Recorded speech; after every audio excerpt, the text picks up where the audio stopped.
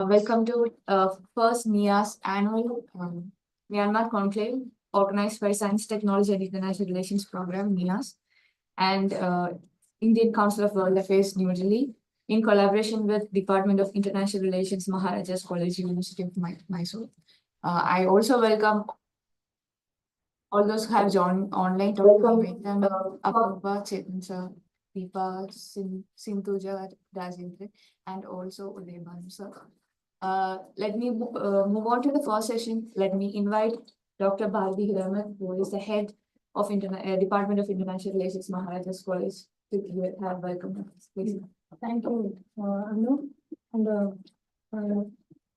warm welcome to you all. Very good morning, and good to see you people at University of Mysore campus. I hope you enjoyed the campus.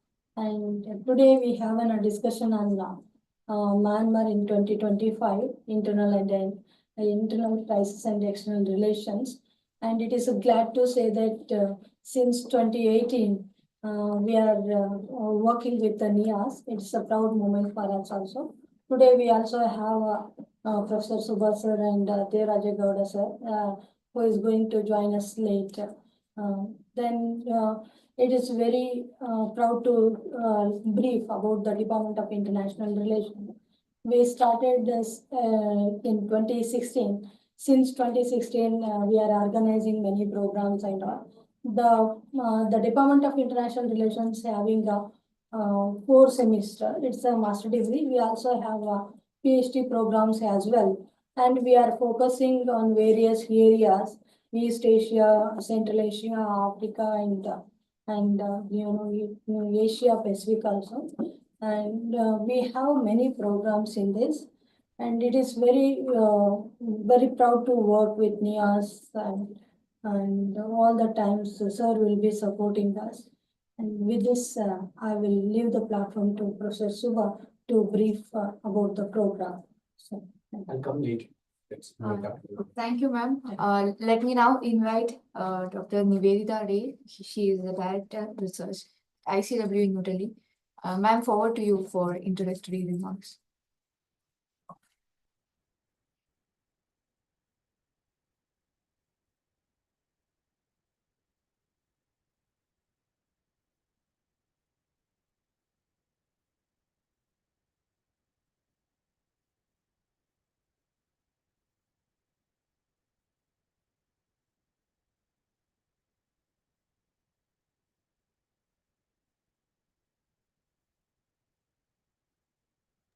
Sorry, am I audible?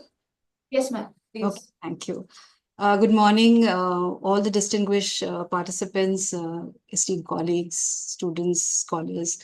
On behalf of ICWA, it is my privilege to welcome you all to this annual conclave on Myanmar. Again, a very significant event in this collaborative journey that we're doing with NIAS to explore and deepen our understanding on neighborhood in South Asia.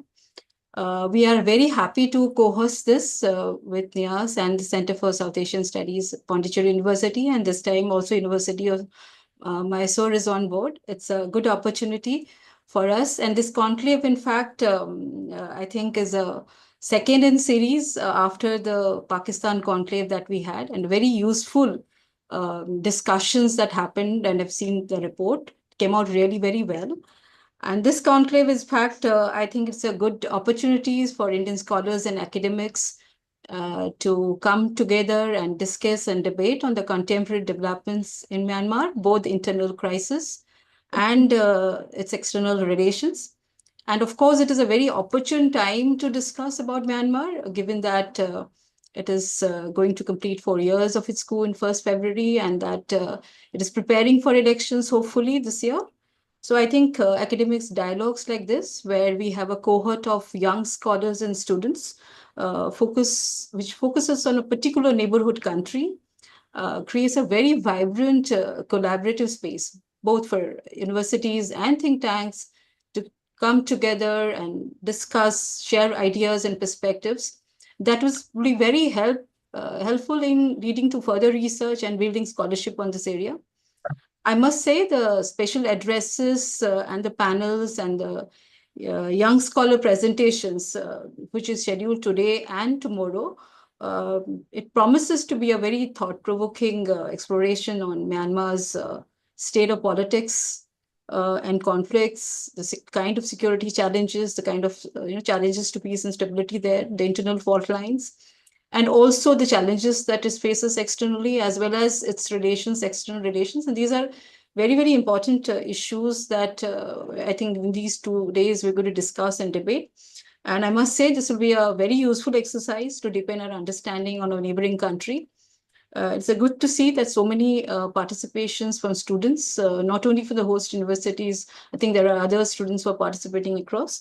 So this kind of exercises, I must say, is a good, also gives us good opportunities, because given the kind of uncertainties and crisis that Myanmar is going through, and young scholars are here, it will be a good opportunity to ideate on this and build some future scenario building exercises. I'm sure the richness and perspectives and insights that will be shared today and tomorrow will make this conclave a very productive exercise. And I thank Dr. Suba for all his initiatives and efforts that he has taken to put this together. And I look forward to a very special addresses, and thank you all for being part of this conclave. Thank you, ma'am. Thank you so much. Let me move to Professor D. Subhachandran. He is the Dean and Professor of School of Conflict and Security Studies. Sir, over to you. Thank you. Good morning, all. Dr. Bharati, Head, Founder, Coordinator of Department of International Relations in Maharaja's College at the University of Mysore. Honorable Professor Devraj Gowda, the Principal of Maharaja's College, University of Mysore. Dr. Nivedya Ray, Director of Research, Indian Council of World Affairs, panelists, and senior faculty who would be providing keynote addresses, and scholars from different institutions. I understand that we have students from Pondicherry University, Christian College, Chennai, Christianity College, Bangalore, Christ University, St. Joseph's University, assembled here for the discussion. And we also have students from Delhi University, St. Anne's College, Hyderabad, and a couple of other institutions from Nehu, Shillong, and also Sikkim. So that they'll be joining us online. On behalf of the 4 institutions, let me welcome you all for this first annual conclave on Myanmar. I just make 3 quick points on 1, what this conclave is all about, and 2, what we intend to do today and tomorrow, and 3, what we plan to do after that. Yeah. On point 1, what is this conclave all about? Let me start with the thank you note to Indian Council of World Affairs, especially Dr. Nivedya Ray, for agreeing to co-host a series of workshops looking at the Indian neighborhood. It's extremely important for India, especially given the current context, to have a larger understanding of what is happening in our neighborhood. The neighborhood, we are not strictly looking at SAARC and the South Asian framework. We are looking at Indian neighborhood in a larger context. That's why we are discussing Myanmar today. So this is a part of a series that we intend to do, the National Institute of Advanced Studies and the Indian Council of World Affairs, in collaboration with other partner institutions, the Center for South Asian Studies in Pondicherry University and Department of IR in University of Mysore. So this is a series. So what we are doing here is the second one in the series of Myanmar. This is also, we have planned it as an annual one, meaning, so this year we are looking at 2025, what is happening in Myanmar. Maybe in 2026, we'll come back and look at Myanmar in the second conclave. So we are planning it as a series, not only looking at the neighborhood, we are also planning it as a series, looking at annually on what is happening in our neighborhood. Given the pace in which developments take place in our neighborhood, we are not able to follow up even at an annual level. I think we may need more interventions to follow our neighborhood much more closely. I hope with support from ICWA and partner institutions like this, we will be able to do it much more closely. But then we are seeing it as a series and as an annual one. So that is the first part. The second part, what we are doing today and tomorrow, what is this conclave all about? The way that we have designed this conclave is in three parts. One, we have a senior faculty like Professor Shankari, Dr. Bibu. We have Dr. Uday Banu Singh joining us online. Senior faculty who have worked on Myanmar for the last 2-3 decades. These are the senior faculty in the India who have an experience of 50 to 60 years put together, if we have to take it. So they will be giving us larger keynote addresses, and they will be a part of the panels in the next 2 days. In the second part, we also have mid-career scholars who are in their final stages of PhD or assistant professor, associate professor in their late 30s and 40s. So that they will be also sharing their research experience with us. And the third one is most of you who are here in this room, young ones who are doing undergraduation, post-graduation, and early stages of PhD. The objective is to bring these three senior faculty who have a lot of experience, mid-career faculty, and also students who would have an interest in the Indian neighborhood together. So today and tomorrow, that's what we are doing. We will be listening to those three sets of people, senior faculty, mid-career faculty, and young scholars on Myanmar. Third part, what we plan to do with this. This is a larger one. This is where National Institute of Advanced Studies and Indian Council of World Affairs, in support with other institutions like the Center for South Asian Studies in Pondicherry University and Department of IR in Mysore University, we are building a team that would work on the neighborhood. If we have to pick up, last conclave, those who were there with us in Pondicherry University, if you remember, we focused only on Pakistan society. And the entire workshop, 3-day workshop, focused only on society. And at the end of the day, we realized even to study society, we need more than 15 to 20 people. So if that is the number that we are looking at, any good understanding of the neighbor should have around 50 to 60 scholars full-time working on the neighborhood. I'm sure Dr. Nivedita will agree with me. Unless we have that kind of a number, we will not be able to understand what is happening in our neighborhood. Otherwise, we will get shocks the way we got shocks from Bangladesh last year and the year before in Sri Lanka. We didn't expect whatever happened in our neighborhood. We were not able to forecast. So unless we have this pool of researchers, 50 to 60 scholars working full time on the neighborhood, India will not be able to build that expertise. So we are sincerely hoping you, people who are here with us and people who are joining online, irrespective of whether you are with ICW or NIAS or South Asia Studies in Pondicherry, will be a part of this network building on the neighborhood. And we are also hoping to engage you in our other conclaves. For example, you may have a tremendous knowledge of Myanmar, and you may be able to tell us whether that knowledge can be used in studying Sri Lanka. For example, I very well remember when we were in a workshop in Nepal last year.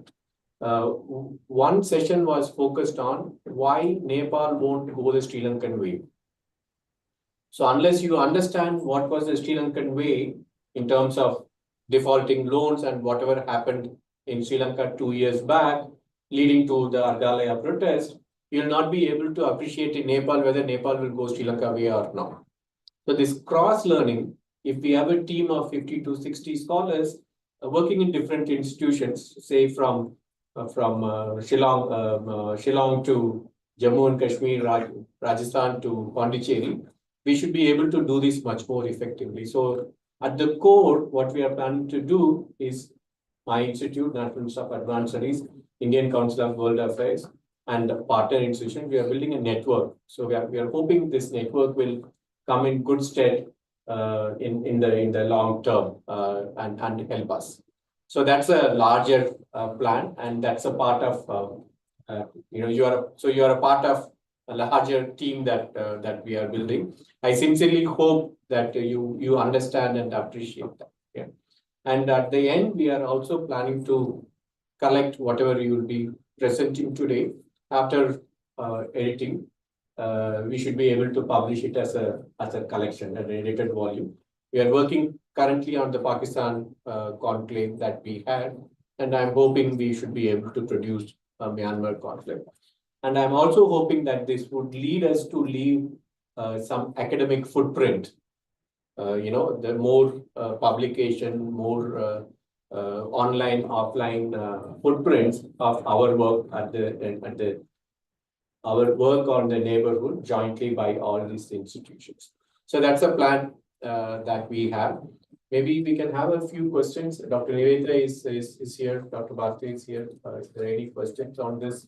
We can pick up a few points, or if there is anything that others want to add to I what just wanted to say something, Dr. Super. Yeah, you said a right thing. While we understand a particular country, we need to relate that country to other countries as well. You gave an example of Nepal and Sri Lanka, and I was going through your this program, and I did see, it's just not about neighborhood.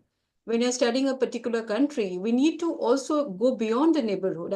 I do see paper here, presentation by someone which tries to understand Myanmar and Sudan. These are very interesting ways of studying the neighborhood as well, so that we draw lessons and understands how, particularly the case of internal politics and the crisis that is Myanmar is going through, and looking at such examples somewhere else and understanding those governance processes over there, it becomes very study. So I think it should be, while we do a neighborhood, but yet we should also promote a very cross-sectional idea of to be exchanged beyond neighborhood as well. It's open to you, but I think this while we do study neighborhood countries, but we should also have it more intersections in this to understand other countries.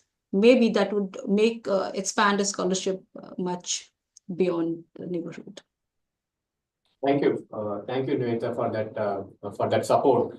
In fact, Anna Maria is here. She's the one who is doing that cross section between Sudan and Myanmar. In fact, we should need. I agree with you. We need more such outside the region as well.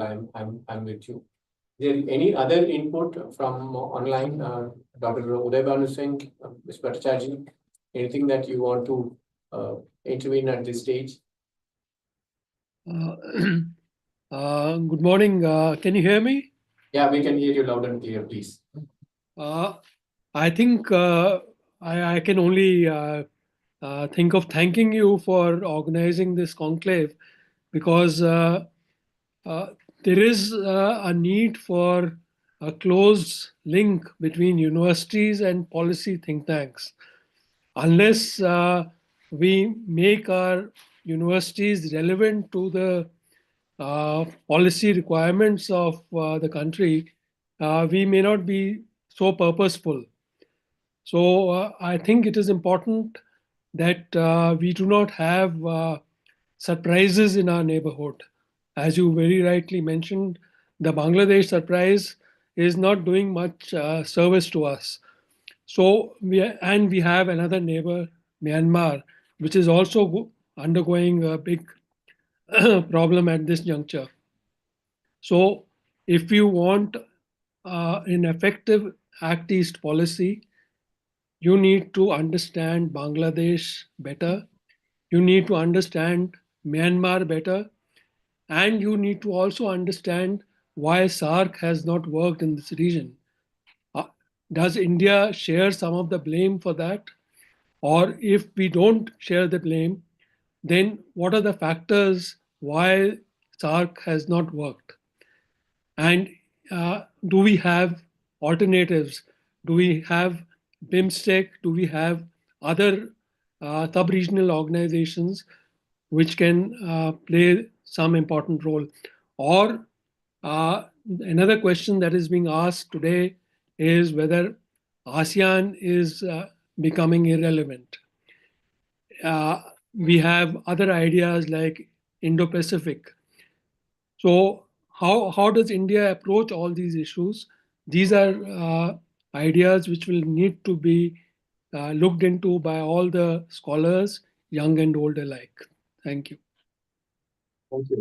Thank you, Dr. Uday Bhanu Singh, especially the point that research and the policy relevance of research. I think at NIAS and ICWA, we take that point very seriously.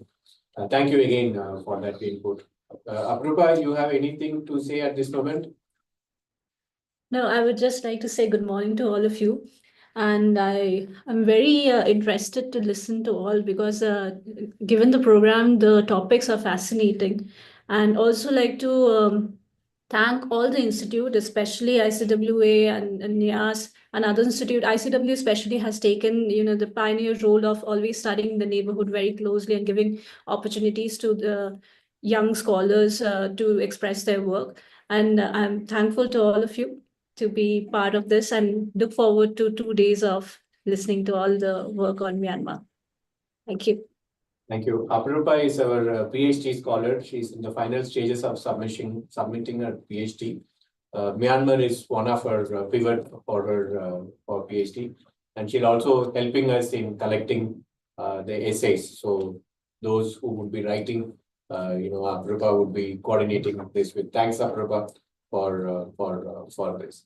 It's my pleasure. We'll break for tea.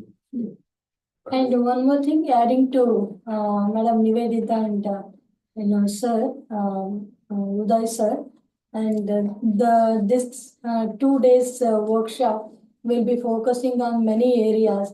Thanks to Dr. Nivedita and from ICWA, as sir told, we are getting a lot of support. And in coming days, we will be exploring many issues because we need to, as a universities, as an academician, we are the one who can contribute with the think tanks and policymakers, and we can explore by doing a lot of research work on these areas. And Department of International Relations, we also have one program on South Asian study, and it also will help us students to get the knowledge, to gain the knowledge in coming days. Thank you once again. I must thank to Professor Subha and ICWA, Dr. Nivedita. Thank you. Thank you. Thank you so much. Thank you, sir. Thank you, ma'am. And thank you, everybody who have gathered here. And your welcome remarks and introductory remarks. We will break for tea and join back by 11 o'clock for the session 2, our inaugural addresses. Thank you once again. So those who are online, we will start 11 o'clock with 2 inaugural addresses. We are breaking for tea. Don't worry, we will have tea for you as well here. We have tea ready. We'll join at 11 o'clock. Crystal tea. Yeah. Thank you.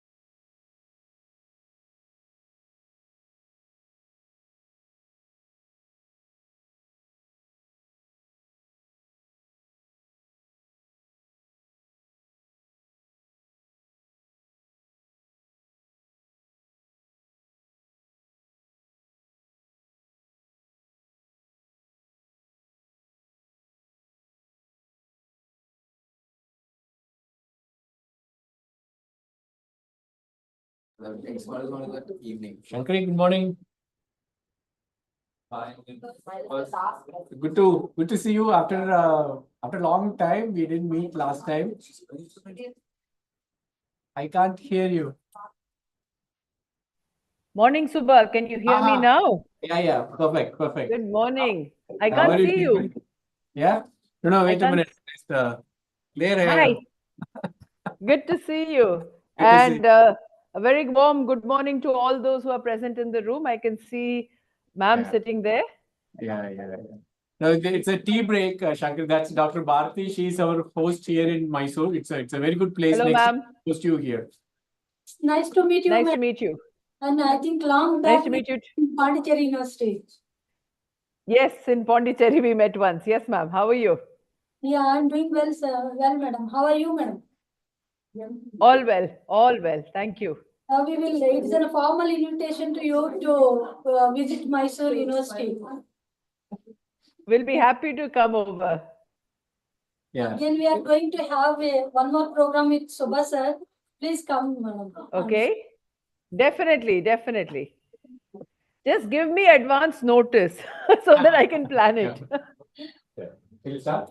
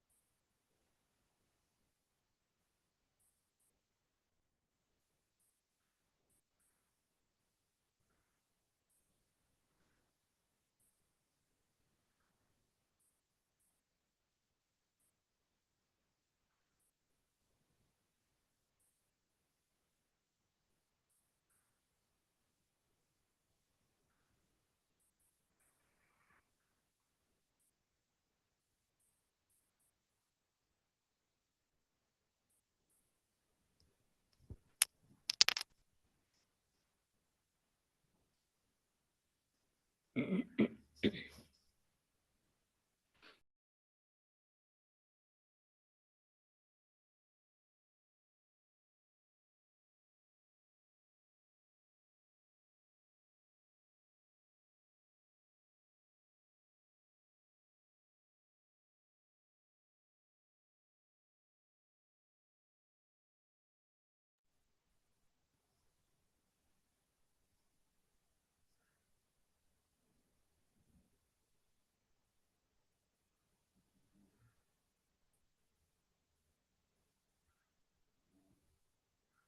Dr. Vivu, shall we start?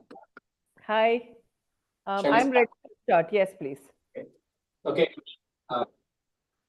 Good morning again. On behalf of the four institutions, the National Institute of Advanced Studies, Indian Council of World Affairs, University of Mysore Department of International Relations in Maharaja College, and the Center for South Asian Studies in Pondicherry University, let's welcome two distinguished speakers for the inaugural session of this first annual Myanmar Conclave. We have Professor Shankari and Dr. Bibu joining us for the inaugural session from Delhi and Goa, respectively. Professor Shankari and Bibu, the team that is in front of you here at the University of Mysore come from different universities. They are undergrad, postgraduate, and PhD scholars, and also few faculty from different institutions joining online. Most of them you would know. The larger objective, Professor Shankari and Dr. Bibu, is to build a network of scholars who will work with us on the neighborhood and also learn from each other on the neighborhood. So that's a larger objective. Both NIAS and ICWA, we are building a network of scholars looking at the entire neighborhood, and we are hoping sometime in the near future we should be able to get some scholars from the region also to work with us. So that's a larger objective. And in this conclave, there is a second objective to catch them young. So we have purposefully taken got few scholars at the undergraduate level itself, Right. so that they start learning about the neighborhood at a early stage and work with listen to scholars like you, Bibu and Dr. Uday Banu Singh. So the catching them young is another part of this. So some of them are maybe this is their first presentation on Myanmar in their academic life. So thank you, Shankari and Bibu, to inaugurate this conclave. You both are going to inaugurate this with your addresses. Thanks for doing this. Besides, those who do not know about us, me on a personal note, me, Professor Shankari and Dr. Bibu, we go a long way. We come from the same university, same school, same center, and also same hostel as well. With Shankari, we come from the same College also. College as well. college as well. So it's a long history with them. Thank you once again, Shankari and Vivu. May I now request Apruba, my PhD scholar, to formally introduce Professor Shankari and start this session. Apruba, over to you. Thank you so much, sir. So introducing both Shankari ma'am and Bibu sir is especially personal to me, because although they have not taught me in a very formal structure like school, college, or university, but they have always acted as my teacher and mentor. To formally introduce Professor Shankar Sundaraman, she is a professor at Center of Indo-Pacific Studies and School of International Studies in JNU. She specializes in Southeast Asia and Southwest Pacific Studies. She has been awarded the Asia Fellow Award in 2005 and 2006, funded by Ford Foundation. She has been a visiting fellow at Center for Strategic and International Studies, CSIS, in Jakarta in 2006-2007. Prior to that, she was a visiting fellow at Asia Pacific College of Diplomacy, APCD, at the Australian National University, ANU, Canberra, Australia. Her extensive research and is well reflected in different forms of publications. And to add to that, I thoroughly enjoyed reading your opinion today, ma'am, in New Indian Express. Thank you. I look forward to listening to you today also. To introduce Dr. Bibu Prasad Rautre formally, he is a director of Mantraya Institute for Strategic Studies, MISS. He was a visiting professor and chair of India Studies in Murdoch University, Perth, Australia. Previously, he has been visiting fellow in Rajaratnam School of International Studies, Singapore, the Center for Land Welfare Studies and Institute of Peace and Conflict Studies, New Delhi, India. Even like our prior speaker, he has an extensive research and field studies, which is well reflected in several honorable publication in different forms of publication. I look forward to listening to you, sir. Thank you, Aprupa. What we will do first, we'll listen to Professor Shankari, take a few questions. She will be speaking to us on state of politics, and then we'll move to Dr. Bibu. Shankari, the floor is yours. Once again, thanks for doing this. Not at all. I'm very happy to be here. And let me at the outset sort of recognize a few people who are very, very important in this panel. Of course, Subha, thank you for asking me to join. And my thanks to the co-organizers of the event, that is University of Mysore, ICWA, as well as the South Asian Studies Department of Pondicherry University. I think I never miss an opportunity to interact with the southern think tanks and the universities because, I've always had the sense that you have a Delhi centric approach to IR, and the more we take it deeper to the southern states, I think this is exactly what you said in terms of your catchment area, Subha. You said we're catching them young, and I really think that catchment area in terms of getting younger people and the scholars interested in the region, not just in the immediate neighborhood but in the extended context of international relations, is extremely important for us. So that Delhi centricity, I think, is something that we cannot afford to have it as a dominating kind of a perspective. Today you have Vibhu sitting in Goa, I may be sitting here in Delhi, you're in Mysore, Pondicherry University. I think that link becomes extremely important for us. So, on that note, let me sort of thank you for including me in this today's dialogue, where I will speak for about 20-25 minutes, or a little maybe more also, depending on the time, on what I think you said on the politics of Myanmar itself. Now, when I look at the Myanmar case, what hits you immediately is this whole notion of how democratic transition has actually shaped the region. And I think in what I wanted to sort of in my introduction sort of focus on today is that why is this time so different? You've seen Myanmar almost from 1962 when the first coup took place.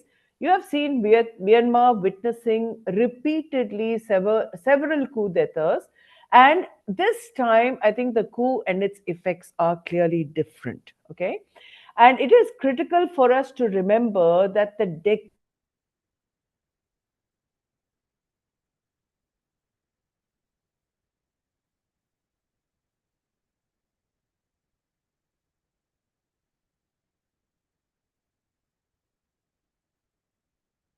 that information is very, very fourth, I would say a two steps back forward kind of a competition or a conflict, sorry, not competition, but a conflict that is going on in the region. Now, for me, it is very, very critical to understand that Myanmar in the phase, the decade before the 2021 coup, you see that Myanmar embarked on what has been known as a democratic phase. And in many ways, it started as early as 2003 when the first document on what they called a seven-step roadmap to democracy sort of evolved. Okay. Now, this roadmap was a process of democracy where Myanmar was to shift from a military authoritarian rule to a democratic rule with a top-down approach to democracy. It was not a bottom-up approach to democracy. And I think this is where there is a clear difference that lies as far as the Myanmar case is concerned, because I'll compare it with two other cases as we go on. Now, in 2011, when the actual transition to democracy took place, the National League for Democracy, which is the NLD, did not even compete in the 2011 elections. Okay, but it decided that it would stay the course that, the 1990 victory that the NLD had was never recognized by the military. The junta did not give transition of power to the NLD at that point.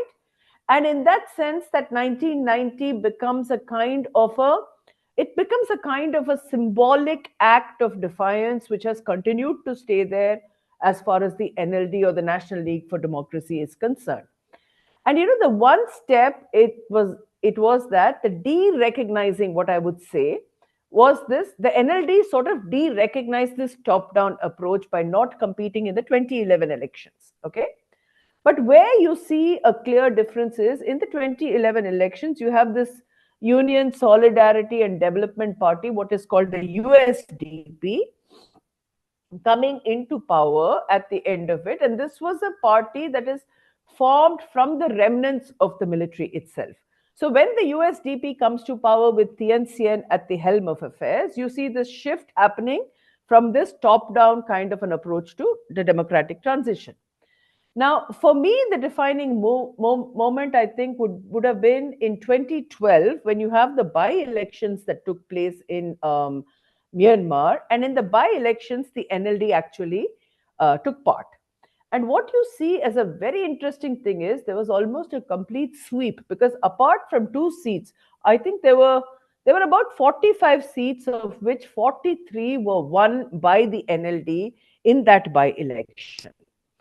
So for me, the 2 elections that are very, very important in that sense, in terms of how we assess the current politics, is the 2015 elections, because in 2015, for the first time, you have the victory of the National League of Democracy after 1990. So almost after a period of 25 years, you see this entire focus of the NLD coming back to power, and Aung San Suu Kyi was undoubtedly the leader of the party. Now, what you see here, for me, the defining characteristics that were evident in terms of the shift that took place in 2015 were to see issues like how the control over the media was opened up. I still remember way back writing on this in one of my columns or articles, where I said that, the Myanmar press, the freedom of the Myanmar press at one point was ranking higher than even countries like Cambodia and Laos. And if I recall correctly, it was that there's a group called Reporters Without Borders, right? That group had actually stated that the Myanmar press was higher, and because the reforms were underway in Myanmar, there was a positive kind of a hope at that point in time. Now, for us, it's also important to understand why this democratic deficit occurs in Myanmar, not just in Myanmar. I would say the democratic deficit is an emblem of what is regionally taking place in Southeast Asia. And here I want to actually say that, that for us to understand it, it is important to see where the army's positioning has come from a historical context within the context of Myanmar and the region itself. Okay. Now, almost from the time of the nationalist struggle itself, you see a role for the military in the dynamics of the state's administrative space. Okay. So there is a very clear difference how countries like, say, Indonesia and countries like Myanmar and Thailand particularly look at the role of the military itself. Now, in these 3 countries, you see, and to some extent in the Philippines, though the Philippines did not have a military rule in the context of its freedom struggle, it, however, became a military authoritarian rule much later under the Marcos regime. So what you see is that this context of democratic shift that we're seeing in this region itself has been an ongoing process from 1986. Okay. So if you take from 1986 onwards, now we're nearly about 40 years we've seen this phase of democratic shift taking place in the Southeast Asian region. And you see this constant tussle between the authoritarian and the democratic structures. There is a constant state of friction that is going on. And this period of 40 years, I mean, 1986 Philippines became democratic under the People's Power, under Corazon Aquino. Then later on, you see, what was it? It was 1992 when Thailand became democratic. 1999 is Indonesia, and then subsequently you see the transitions taking place in Myanmar. Now, why I'm drawing this comparison is that once transition occurs in these regions, in all these countries, neither has the transition. I mean, I think I would urge you to read a very interesting article by N. Ganeshan on this transition, because he says that the transition is neither linear nor irreversible. Okay, and for me, this was a very interesting argument, because it has not been, in the case of the Philippines, you have had a number of attempted coups, but they have not been successful. In the case of Thailand, you've actually seen a reversal, which has been more serious.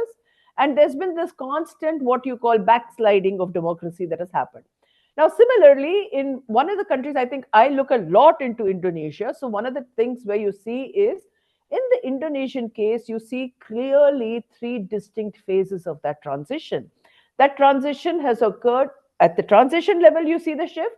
You see an institutionalization of the democratic transition, and you also see consolidation. Now, where in the case of Myanmar, that you actually see that linearity has not occurred and the reversible is taking place, what has happened is, in the context of both institutionalization or what you call the consolidation of democracy, there is a major context where I think there is a flaw. Now, which is this flaw? What are the factors that prevent the consolidation? Okay. Now, as far as I can understand, the limits of this consolidation actually takes place because, the democratic transition has been held hostage to the larger question of a constitutional change. Now, I have written about this in quite a few of my articles, that, there are two key articles which were very contentious as far as the constitution is concerned. The very first article was your 59F, which did not allow Aung San Suu Kyi to become the president of the country, despite being the leader of the National League for Democracy. And this is because anybody who was considered to have a family member with a foreign citizenship was debarred from the presidency. So her husband was British and her two children are British, two sons are British. So as a result of that, her presidency was debarred. The second, I think, which is the more damaging clause within the, what I would say within the Constitution, is this Article 436. Now, Article 436 has two distinct facets to it, okay? First and foremost, any legislature or constitutional amendment that is passed requires what you call a super majority, like what is called a 75% plus kind of a, over 75% you need in order to pass a law. Now, the military in the same article has got 25% reservations of seat, okay? So if you have a 25% reservation of seat, the military can vote as a block. And once you vote as a block, the capacity to pass any legislature or reform becomes that much more negated, because you cannot, it undermines that process of constitutional reform. So you see that between 2010 to 2020, the contest for that provision within the parliament to change the electoral law, to change the laws within the constitution, make amendments, make legislatures, was completely undermined because of this 25% blocking of the seats for the military. So what you see here is that, and first and foremost, you see that between this period from 2015 to 2020, what you see is a systematic reduction, because even in the 2020 elections, you see a systematic reduction in the number of seats as far as the region, as far as the USDP was concerned. Okay. Now, by 2019, where there was I've written on this, there was a fact-finding mission in Myanmar, which was an independent mission under the United Nations Human Rights Council, which actually said that the military had tremendous entrenchment in the economic affairs of the state. Okay, I'm sure other scholars are going to be speaking about it. I won't go into many details. What you see here is that in several of the ethnic regions around Myanmar, you see that the conflict with the military, especially in terms of the kind of business power the military wielded within the country, and the private firms that collaborated with the military, leading to this kind of very similar to the Indonesian model of this crony capitalism that was there. All these became factors that were extremely critical as far as the military was concerned. So, with the systematic reduction of the USDP, this question of where the military stood vis-a-vis the NLD was also becoming one of the major tussles that was taking place between the NLD and the USDP as well as the military. Now, there is interestingly what the NLD was able to do during this 5-year period was that they were able to circumvent some of these constitutional provisions. For example, while 59F did not allow Suki to become the president of the country, what they did was to allow a position to be created called state councillor. Okay. Now, as the state councillor, Aung San Suu Kyi was able to have tremendous control and authority over the government. And in fact, during this period, from around 2016, I think there were three presidents that were there, and all these three presidents were literally handpicked by Aung San Suu Kyi. So, there was this enormous power that she wielded, and this question, yeah, and you have to also understand, I think, a kind of sentiment that goes with Suki's personality, okay? Because her popularity was extensive and the kind of loyalty she was able to evoke was something unprecedented as far as the Myanmar military was concerned, okay? And this is where I think she was almost as much an iconic figure as Nelson Mandela was in the case of South Africa. And moreover, with her father's background in the nationalist movement, her father was assassinated just before the independence of the country. So Suki's larger than life image also becomes extremely important here. And here what you see is, here is a military institution that is massive, that is consolidated, that is supposed to be the power behind the entire country, and a frail, simple a lady who is able to evoke the kind of loyalty and sentiment, automatically the clash between personalities also starts to occur when you see this kind of the battle lines are drawn, between this kind of a figure like Aung San Suu Kyi and the military itself. And this, I think, the constant tussle that you see is actually very, very important, because one of the fact is that there were attempts by the NLD to circumvent this Article 426, where the military, and this is again something that and it's an interesting comparison, because this is something that Myanmar actually drew from the Indonesian system. And it's funny that when the Indonesian transition to democracy took place, the Indonesian system was willing to let go of the military's hold over power, whereas in Myanmar, you do not see that happening, systematically, by bringing in what you call special autonomy laws and stuff like that. The Indonesian military was able to let go of power and allow for some degree of decentralization. Whereas in the case of Myanmar, that decentralization never occurred as far as the region, as far as, the constitution and the military's hold over the power was concerned.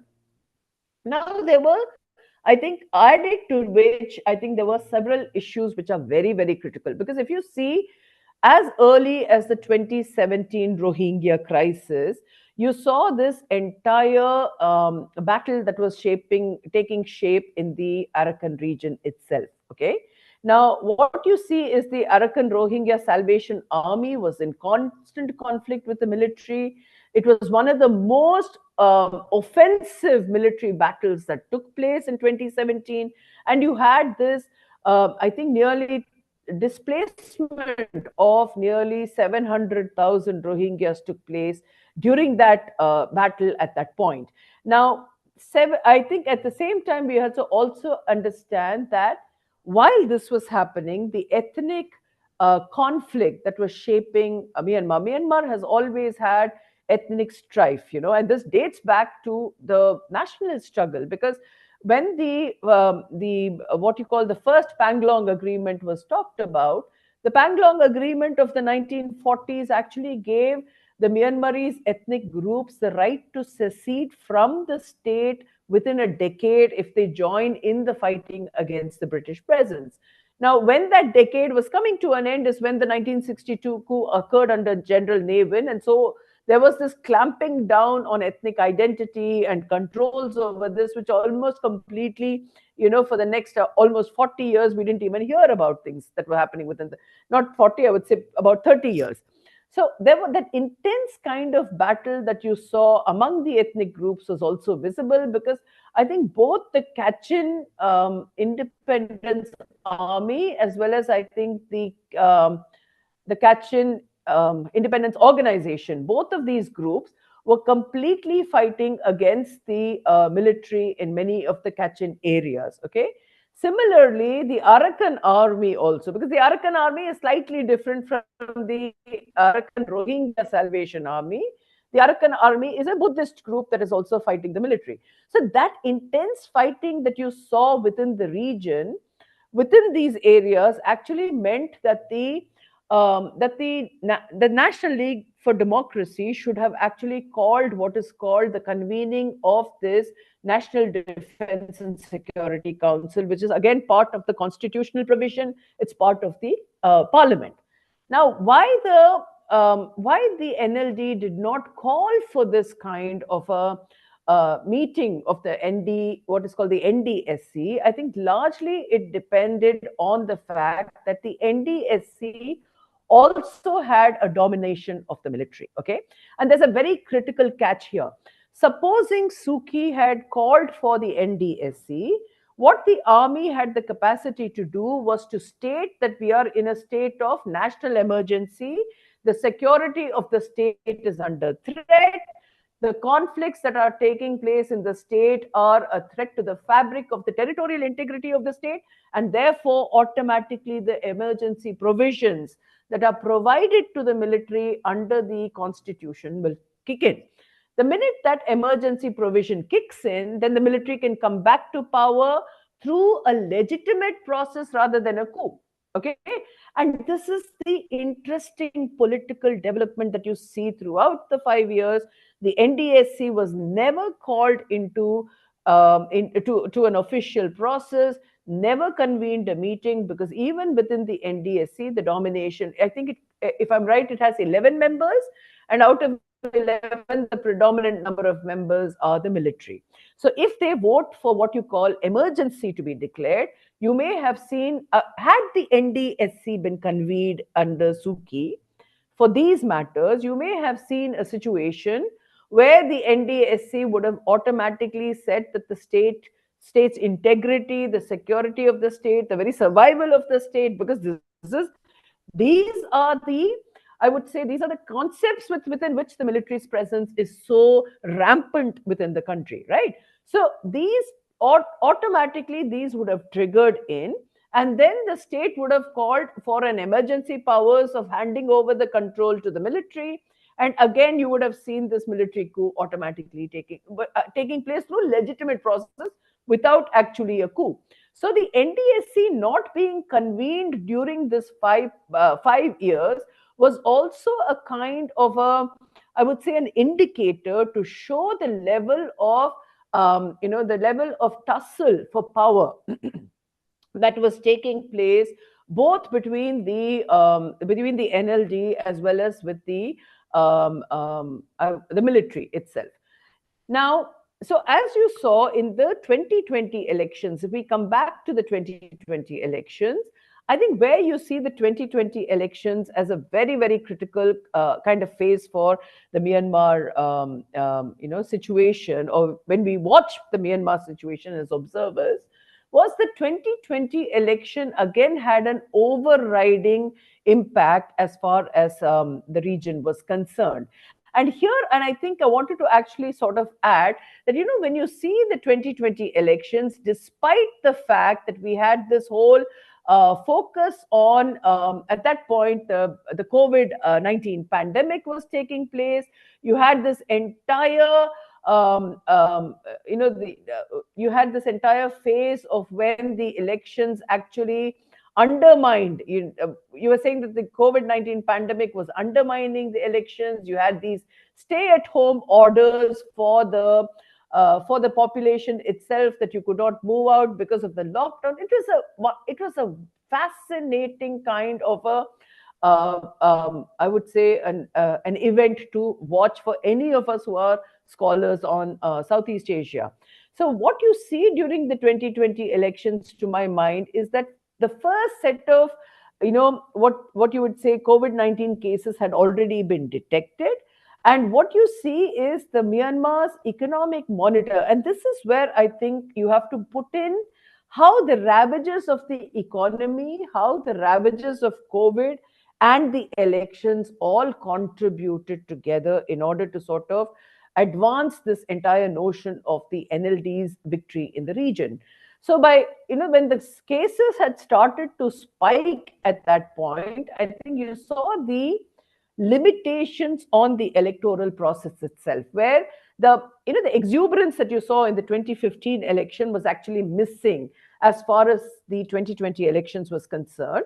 And this was because social distancing norms, quarantine norms, all these were in place at that point itself. Okay. And you also saw the economic distress that had come into the country, because I remember a World Bank report that says that, I think that Myanmar will go from almost a 6.8 kind of growth to almost 0.5% in 1920, sort of revealing the excess kind of economic distress that the country would sort of dip into. And this is where, against this background, when you see the call for the postponing of the elections that were scheduled, and I think this was basically rejected by the Union Election Commission, which actually decided to go through with the electoral process, probably knowing that the distress that was taking place would have an impact for the NLD itself. And this is where the context of how the NLD managed to go beyond its ability through the use of social media, through the use of other provisions, and then take a step forward. And it was interesting because despite all the limitations, you saw the NLD actually winning the elections in that 2020 elections. Okay. Now, the emergence of the NLD's victory also saw this systematic reduction of what you call the USDP's presence within the parliament. Now, when you saw this automatic decline of the USDP, and I think this is where the insecurity of the military kicks in even more. And from that period onwards, on the 1st of February, when the parliament was to open the parliament and the new government was to take office, you saw the coup taking place. And everything from that period onwards, we're now nearly we're 4 years down the line. And in 4 years, what you have seen is a state of complete, I would say, a meltdown of the domestic situation within Myanmar. And what is it that has emerged after the coup? Let me sort of focus a bit on the post-coup scenario also. Because, when the military crackdown actually took, let me put it this way, when the military coup took place, this is why I said like multiple other coups that have taken place in Myanmar, I think many observers just thought it will become status quo, the coup will take place, that things will become. But the ground reality had shifted. Almost for a period of the 10 years before, the decade before 2020, from 2011 onwards, the space for people's participation that had automatically increased as a result of that ground reality of a decade. Today it's not 1962, right, when Navin came in after a democratic government. Today we're in the 21st century. In that 21st century, with the power of the media, with the power of social media, with the power of accessibility to information, That change was something the military did not calculate into its dynamics when they came up with this, whatever was happening in the region. So where you see this distinct shift, I think, is a very, very, the intensity of conflict, the sustaining of that conflict has happened for 4 years. I do not think the military bargained for this kind of a opposition to its presence. They thought business as usual, things will go back, and this is the shift that has occurred this time. So where you see, interestingly, are distinct kinds of, I would say, opposition to the state administrative council, because the military took charge, renamed itself as the state SAC, or the state administrative council. And where you see a critical change is that you have multiple types of resistance to the military's presence. One are these ethnic armed organizations, which have always had I would say, a kind of a conflictual relationship with the military's presence in the region. The second is what you call these civil disobedience movements, which came up almost spontaneously. And it's interesting, in the earliest of these protests, you saw people taking vessels. You're holding vessels and banging on vessels and protesting on the streets. You're taking buckets and protesting on the streets. You're taking symbols. You're taking all kinds of provisions to protest. And for the first time, it was this kind of, after 1988, for the first time from 2021 onwards, you saw this outpouring of citizens coming on the streets of Yangon and other cities protesting the military takeover, which is something the military I have had just probably did not bargain for. The second thing I would say is the National Union government itself, which moved into exile and set itself up in terms of the international community and the support that was coming. You could have sanctions against the Myanmar military. The sanctions were imposed by Western states, but the sanctions do not have any meaning beyond a point, because that bottom up approach, this is exactly why I talk about the top down bottom up approach to the politics within the state, because that bottom up approach was actually is where the actual resistance had to come from. So there was that interesting situation happened. And then you have the what you call the People's Defense Forces, which were again spontaneous uprisings in smaller groups, and the military has not been able to contend for it. Now, where I think it's very important for us to put together how this resistance to the state administrative council is today shaping up is that the NUG maintains a kind of a shadow presence or a shadow government that issues statements regularly. You've seen that across the region itself, the NUG is reported to have raised money to sustain the conflict. It is reported to have raised a number of sources have been providing kind of both funding and support to the NUG in order to continue its work. And all this has taken place, and it has, the focus is the larger political battle is between the National Union government and the state administrative council. But in that conflict, which is I think at an upper level of the administrative level, the role played by the ethnic armed organizations, the PDFs, and your civil disobedience movements, these become very, very important. Okay, and these are the resistance, I would say, that lie within the state itself. And then by October of 23, this is called the 1027 movement. You saw the consolidation of these groups taking place, where some resistance groups consolidated themselves. And what you've seen is this constant backward, like I said, 2 steps backward, 1 step forward kind of a situation in terms of the, I would say, in terms of the strengthening or the consolidation of the resistance movements. So what you have in that sense is regardless of everything, what you see is this deepening, I would say, almost a civil war-like situation within the country, a civil war situation within the country. But there is really no clear, definitive answer on how long this will take, what impact is this going to have, because what you are seeing is a looming humanitarian crisis within the country. Okay. Now, I know there are speakers here who are going to speak on other aspects, on the regional aspect, on how it is going to impact the region and the Western countries. And also, let me not go into that since my mandate was on the politics within the country. So let me stop with this. I think I've taken more than 30 minutes, and I'm open to some question and answers, please. Thank you. Let's give a big round for this. Thank you. Thank you, Shankari, for that note. You have beautifully contextualized issues that were of history in nature, issues that were regional and international in nature, and then you brought it, contextualized it to what is happening now. Thank you for that lecture. Now we have around 20-25 minutes. We'll take a few questions. Shankari, let's do 3 questions together. Is that okay?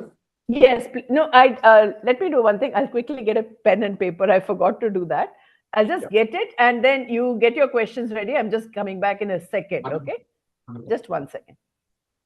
So is there any questions from here? Otherwise, I can ask people who have joined online as well. You have a question? Yeah. Maybe Aprupa, I think you should start it going. I'm back, Subha. Okay, wonderful. I had just kept it at the side table. I forgot to bring it to this main one. You can take two, 3 questions together. If you want to do one at a time also, it's possible. We will start from 2 who have joined online, Aprupa and Chetan. Aprupa, go ahead. Thank you, sir. As usual, ma'am, it was wonderful listening to you. Thank you. I would like to first, my first question is regarding Aung San Suu Kyi's period of reign that you mentioned from 2015 to 2020. Although you have pointed out a lot of positive aspect of her, which I agree to you, but there were a lot of criticism also during her reign. I want if you can emphasize on that. And secondly, ma'am, there are a lot of the observers in case of Myanmar have drew a parallel between the dictators that were since 1962 and the present. How do you see the difference? Like, if compare Ne Win to the present dictator, like, do you see there's a difference in them, or which also impacts how people react to the current regime and also the coup that you were talking about? All right. Thank you so much. Chetan, please. Shall I take the second question, Chetan? Thank But you. Chetan, you're not happy questioning me here, is it? You have to question me online also. Yeah. Okay, please. It's always a pleasure speaking to you. Firstly, I just want to touch upon one of the topics that you raised about from bottom to top. Right. In 2023, I was participating in a conference where I was working on the civil disobedience movement and Ah. how the youth have actually created a parallel financial system to bypass all the junta taxation system and finance the movement. So that's the social infrastructure that the NUG and the PDFs have created. That's just remarkable. Yes. My question is regarding the complications that are coming within the resistance. So on one hand, the NUG came out with a draft, not a draft, but a under MOU of how the new federal constitution will be, right? Where they also promised us with citizenship and the rights. But on the other hand, one of the most important parts of this resistance has been the Three Brotherhood Alliance, which also includes the Arakan Army.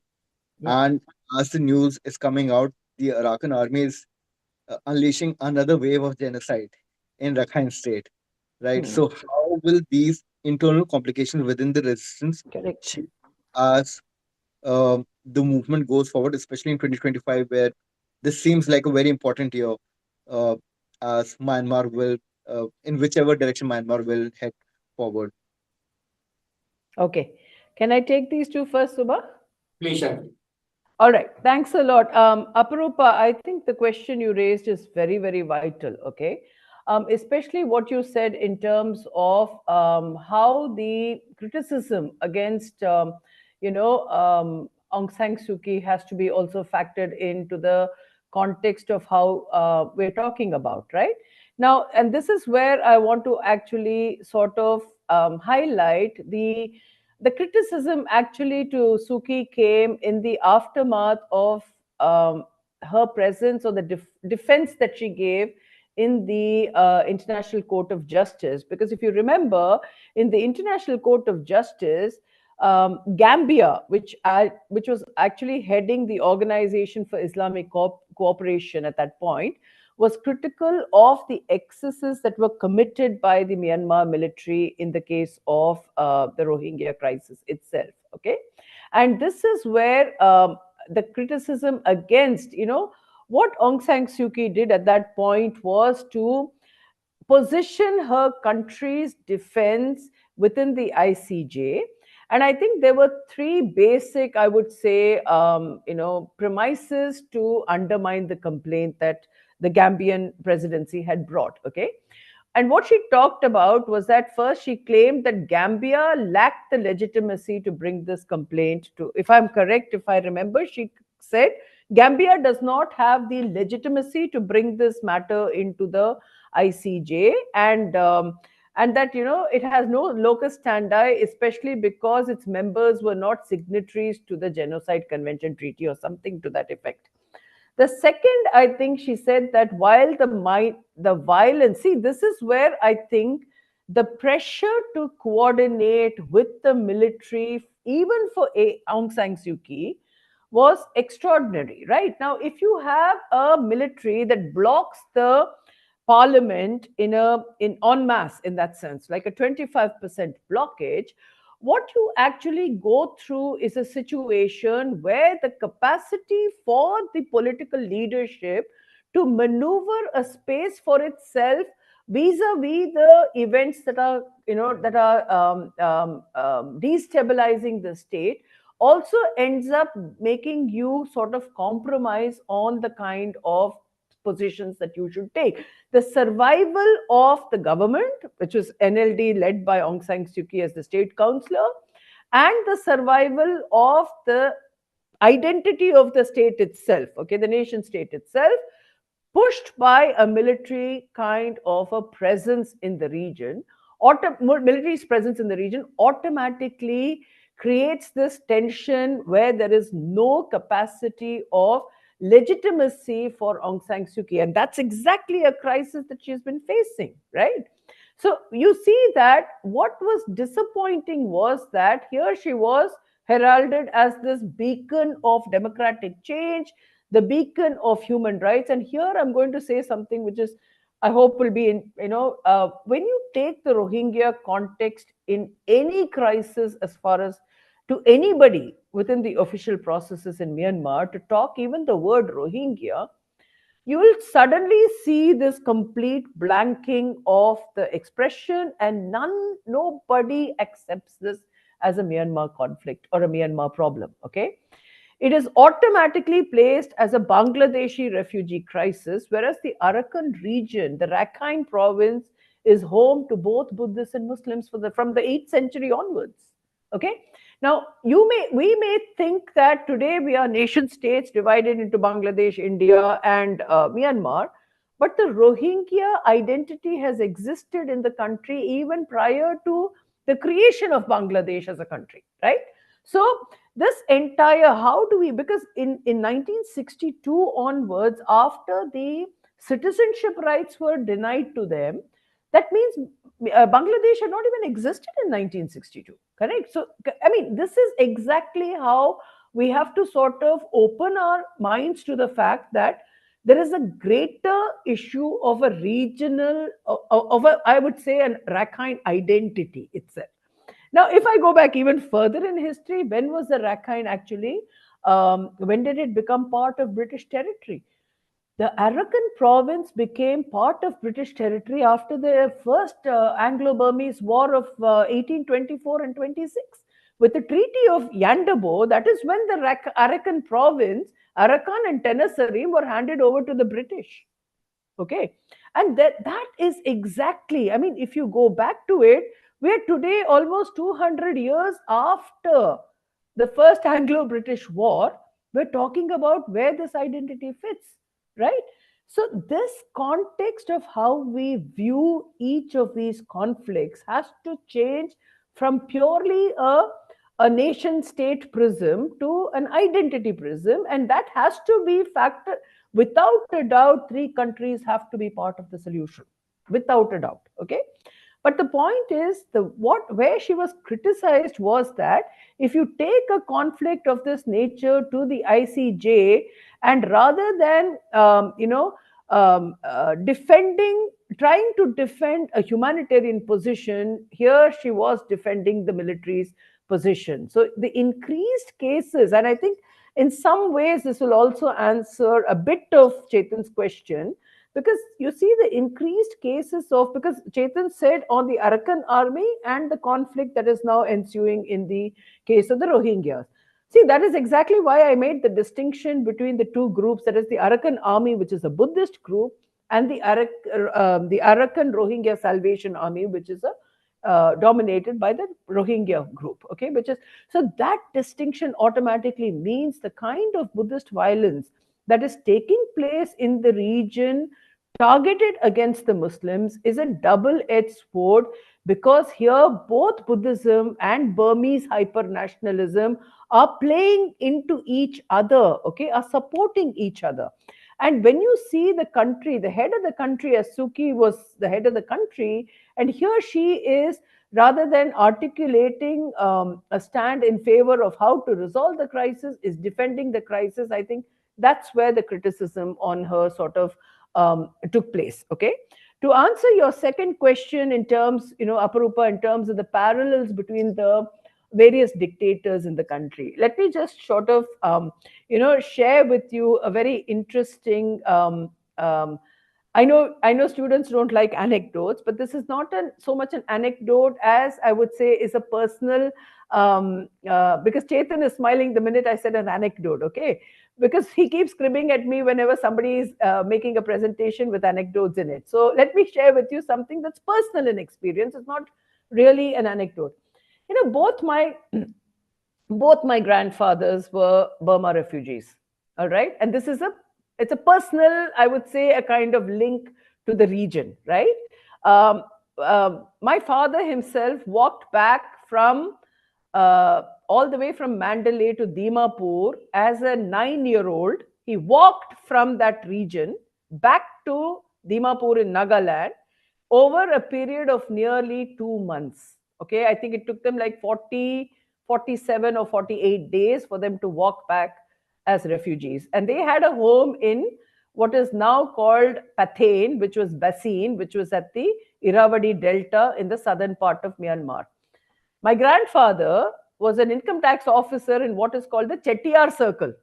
Okay, the Chettiar Circle, which is a Chettiar community that lived in Myanmar, one of the richest communities, and my father's father, my paternal grandfather, was the income tax officer until 1995.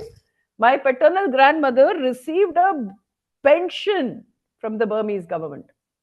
It can't get more personal than this for me, right? So now where I'm saying is, so we were I took my father back on a homecoming to Burma in 2014. At the age of 80, his only passion was, I want to see Burma. I took him back to Burma, what he called Burma, what I call Myanmar, of course, as an academic.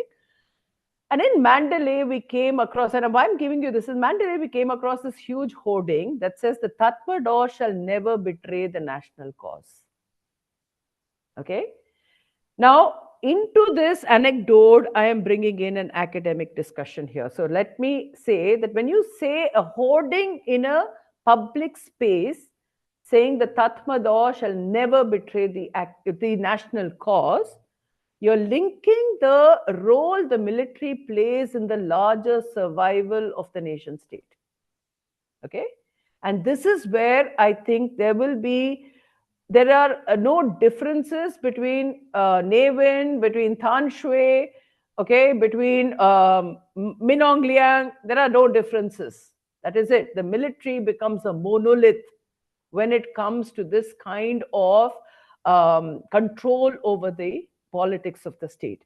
So there I would say, Aparupa, that there is no distinction. It's not that one was stronger or the other is weaker.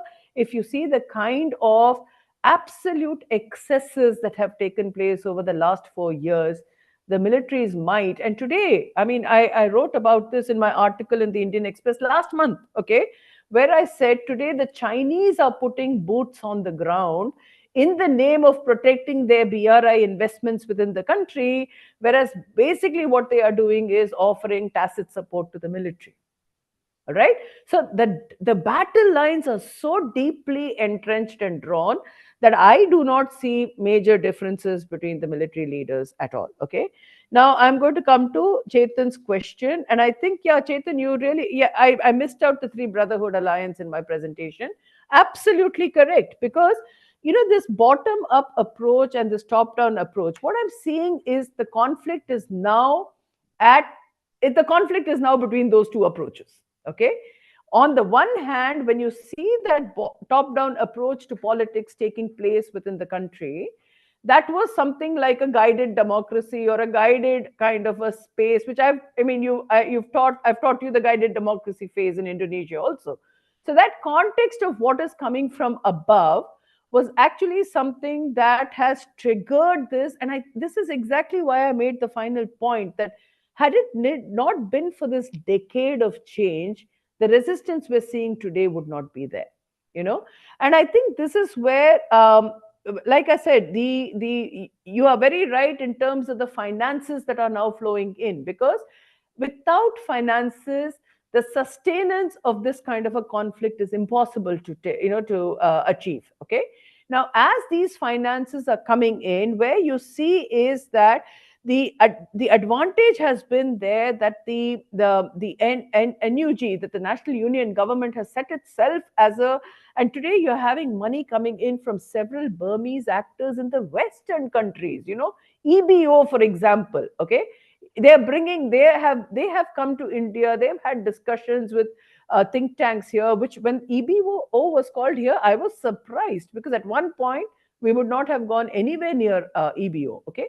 But that's the distinction, because once these groups have started coming and having discussions, I remember in 2023 May, as we were getting into the Manipur crisis in the Northeast, there was a group of them having a major discussion on the constitutional reform, on how the Western Burmese community within the West is supporting the NUG. And this kind of a discussion was unimaginable within India a couple of years back. Maybe say before 2011, we wouldn't have had it. And this, I think, is a huge perceptual change that India is also going through vis-a-vis what is happening in the region.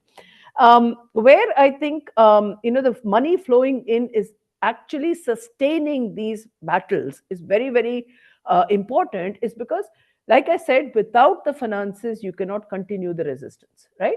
So, and as you see, and this is where the battle lines are getting sharply divided, because with Chinese boots coming into the region, as I said, that context is going to continue to evolve. And this is something we cannot predict how it's going to go, how it's going to end. As on today, you can see that conflict is there, is a given for some time to come. You made a very correct point. That's why I said I already will be answering this question to Aparupa's question, because the Arakan army, and this is where you have to understand even the Mabatha movement. Okay, the Mabatha movement also was critically a Buddhist-driven movement against the Muslims, right? So you have to figure out and it's interesting, during the two successive visits that I did in 2014 and 15, I had the benefit of actually talking to local community Muslims in Yangon. And I'm saying this on Chatham House. It's not really a Chatham House kind of what you call issue, because I'm not going to name anybody. But what you have to understand, the local Muslims in Yangon, one of them actually said, in Yangon, the battle may not occur where we are targeted, but if it is occurring in the Rakhine, nobody will even bother about it. So this locational, I would say, advantage that the Muslims have within the Yangon region and what is happening and that has actually come under now. Because if you look at it in the context of the 2021 coup and the later developments, that has actually been undermined, because the battles are drawn even as far as Yangon is concerned. So this, I think, is a very, very clear situation where the impact will continue to be there for some time to come, and we're not going to be able to sort of predict an outcome on this. So I would not hazard a guess on how it will go. All I can say is all international efforts have failed as far as this is concerned. Okay, ASEAN has been abysmal in its, in its failure on the 5-point consensus. Okay, so anybody else, please. I hope, Chetan, that answers your question.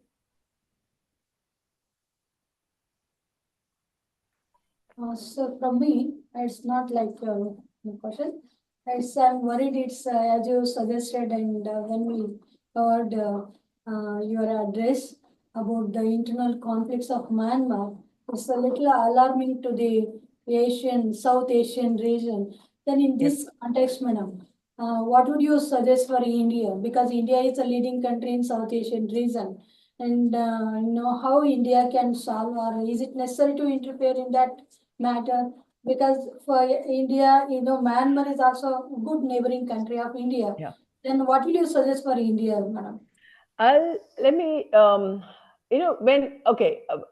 I was part of a discussion on how India can respond to this crisis. And I think this is where a very, very clear distinction occurs, because the CS, there were two organizations, that is, Aparupa read that I was part of the CSIS some years ago as a visiting fellow. I'm still connected to the CSIS on some of its work and things like that. So I think sometime during the COVID pandemic, we had an online event which was organized jointly by CSIS and the RSIS in Singapore at the Nanyang Technological University. Now, both these groups organized a meeting on the humanitarian intervention and humanitarian issues relating to the Myanmar crisis.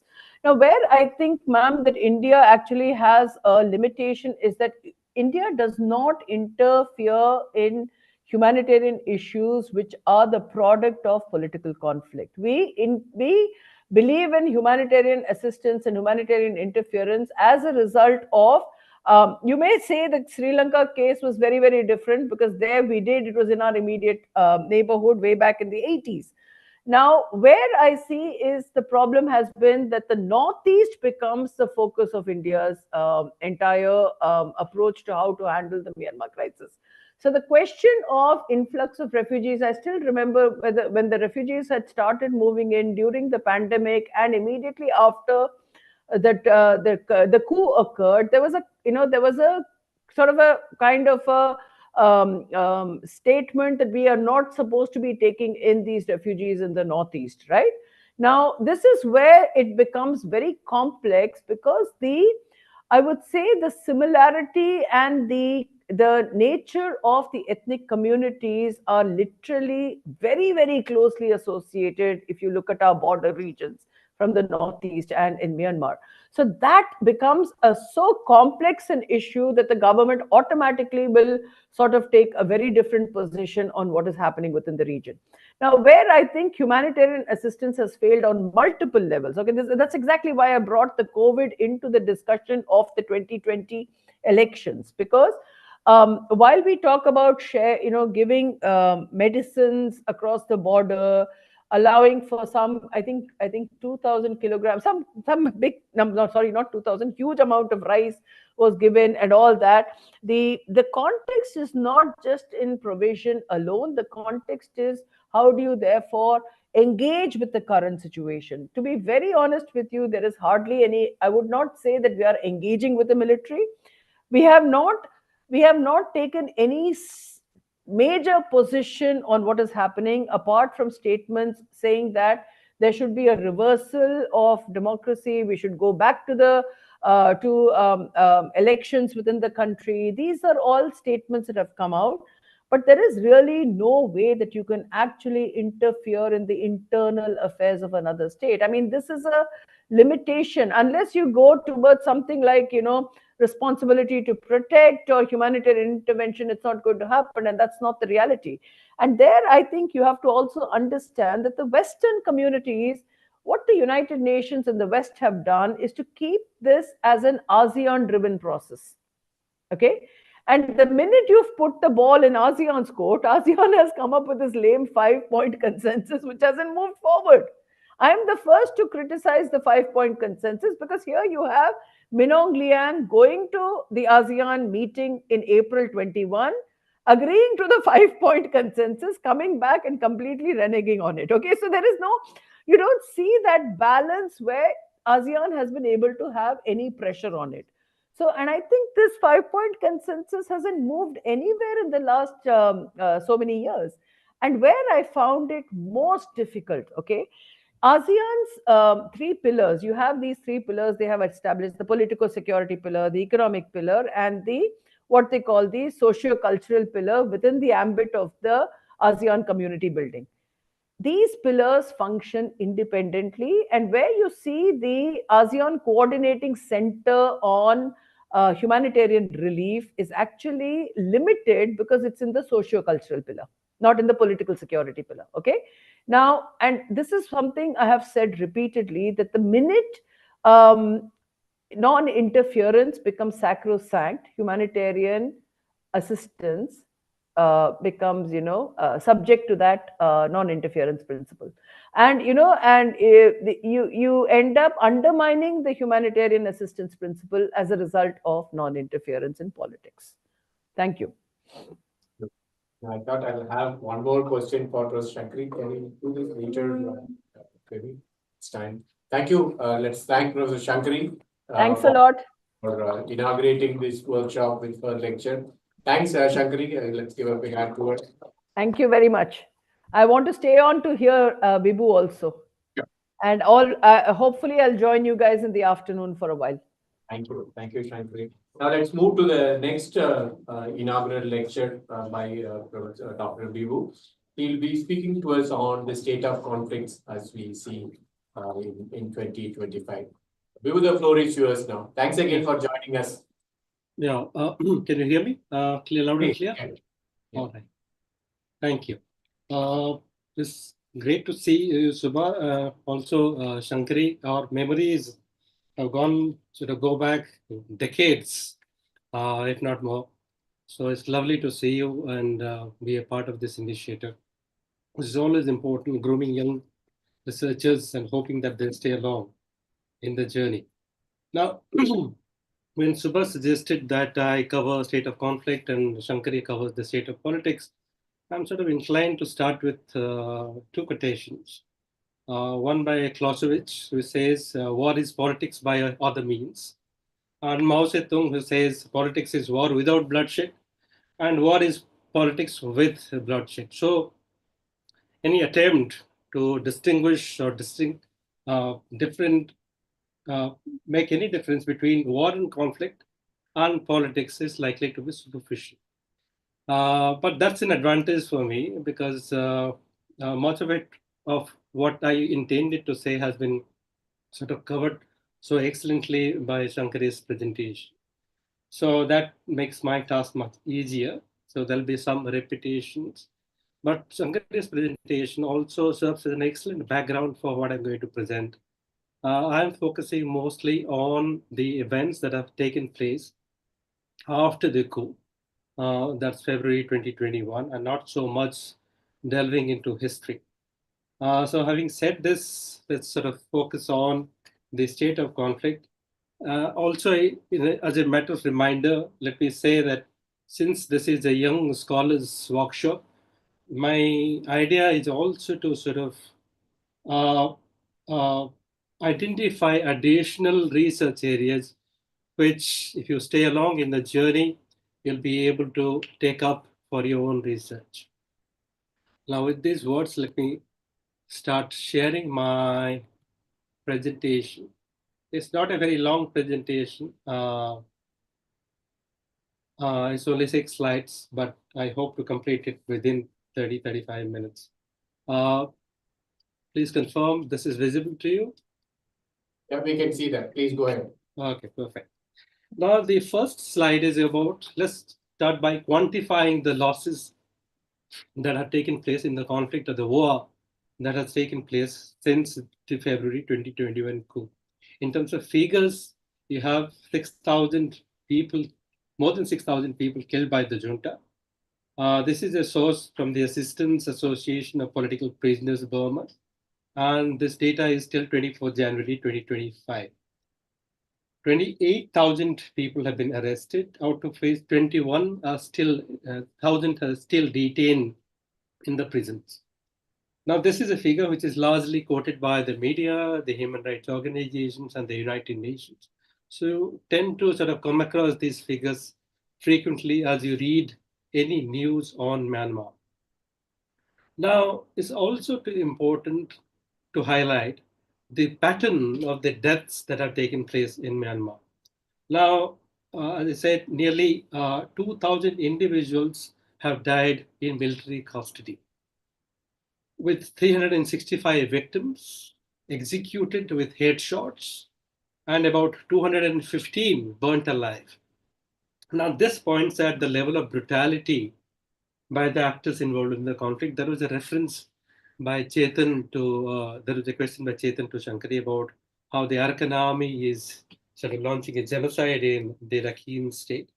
Now, when the UN and the other organizations are talking about sexual and gender-based violence in Myanmar against the civilians, which has increased dramatically since the coup, it is important to understand that the violence is just unleashed by the junta, is also unleashed by the ethnic armed organizations and the PDFs.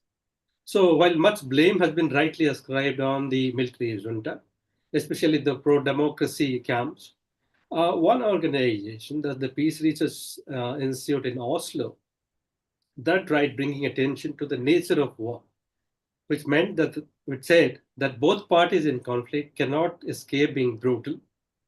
Both employ all the wherewithal in their position to win, and therefore attrition or retribution becomes a natural fallout. So the Priyo figures are like this, that more than 6,000 people or civilians have been killed. This is between February 2021 till September 30, 2022. And out of which, and additionally, 2,600 people have been injured in the first 20 months since the coup. Now, out of these 6,000 deaths, 3,000 were attributed to the regime, the army, the police, and the militias, and 2,152 were attributed to the armed opposition groups, that's the EOAs and the PDFs. So the Priyo said that while the junta is clearly the main killer, the anti-junta forces have also the large amounts of blood in the hands. So the point I'm trying to make here is that the war situation is brutalizing almost everybody in Myanmar. And there is very little to distinguish between the aggressor and the so-called aggrieved. So you have, as you read any news item, you really come across the acts of slitting the throat, beheadings of the junta soldiers by the EEOs and the PDFs as well. Now, the second slide about the cost of the war. There are hundreds of ways to sort of examine the cost of the war that's been going on in Myanmar. I'll try to highlight about three parameters. First is the economic impact. And again, there are a whole lot of ways to sort of analyze and interpret the economic impact of the war. And let me sort of talk about the depreciation of the Myanmar CAT currency against the foreign currency. In, say, 2021, $1 US fetched you 1,614 CAT. By August 2024, in 3 years, that had gone up 6 times. $1 US will get you 7,000 CATs. After which the Myanmar military injected about $100 million US into the market, thus stabilized the situation a little bit, but the current figure is about 4,000 CAT per dollar. That tells you the kind of sort of economic impact that the war has on the economy of Myanmar. In addition to that, there is outflow of investments. There is a very unstable business environment, which have all contributed to Myanmar's economic decline. The second aspect that I'm trying to highlight is internal displacement. How many people have been internally displaced within Myanmar because of the conflict. Now, the January 2024 figure about the United Nations is about 3.5 million, 35 lakhs. And out of which the UN says 90% fled as a result of the conflict triggered by the coup. And this figure contrasts this with the figure that came out in 2023, which said the internal displacement is about 2.9 million, 29 lakhs. Of these, 26 lakhs were displaced by conflict, and the rest by natural disasters. As you know, climate disasters in the form of cyclones or the floods continue to pose a constant threat to man. For instance, you had this typhoon Yagi affected over 1 million people in Myanmar in September 2024, destroyed homes and causing soaring food prices due to damaged crops. The other impact of the war was on the census. Now, this is a little debatable, but the provisional figure that the census conducted by the military, which recently came out, actually shows a decline in the population of Myanmar. The last census in 2014 talked about 51.5 million population in Myanmar. And interestingly, the current provisional figure of the 2024 census talks about 51.3 million Myanmarese population. That can be partly ascribed to the fact that census was not held in a large part of the territory, which is under the control of the EAOs and the PDFs. But it also to do with the kind of internal or the external displacement of people who have migrated out of Myanmar due to the conflict.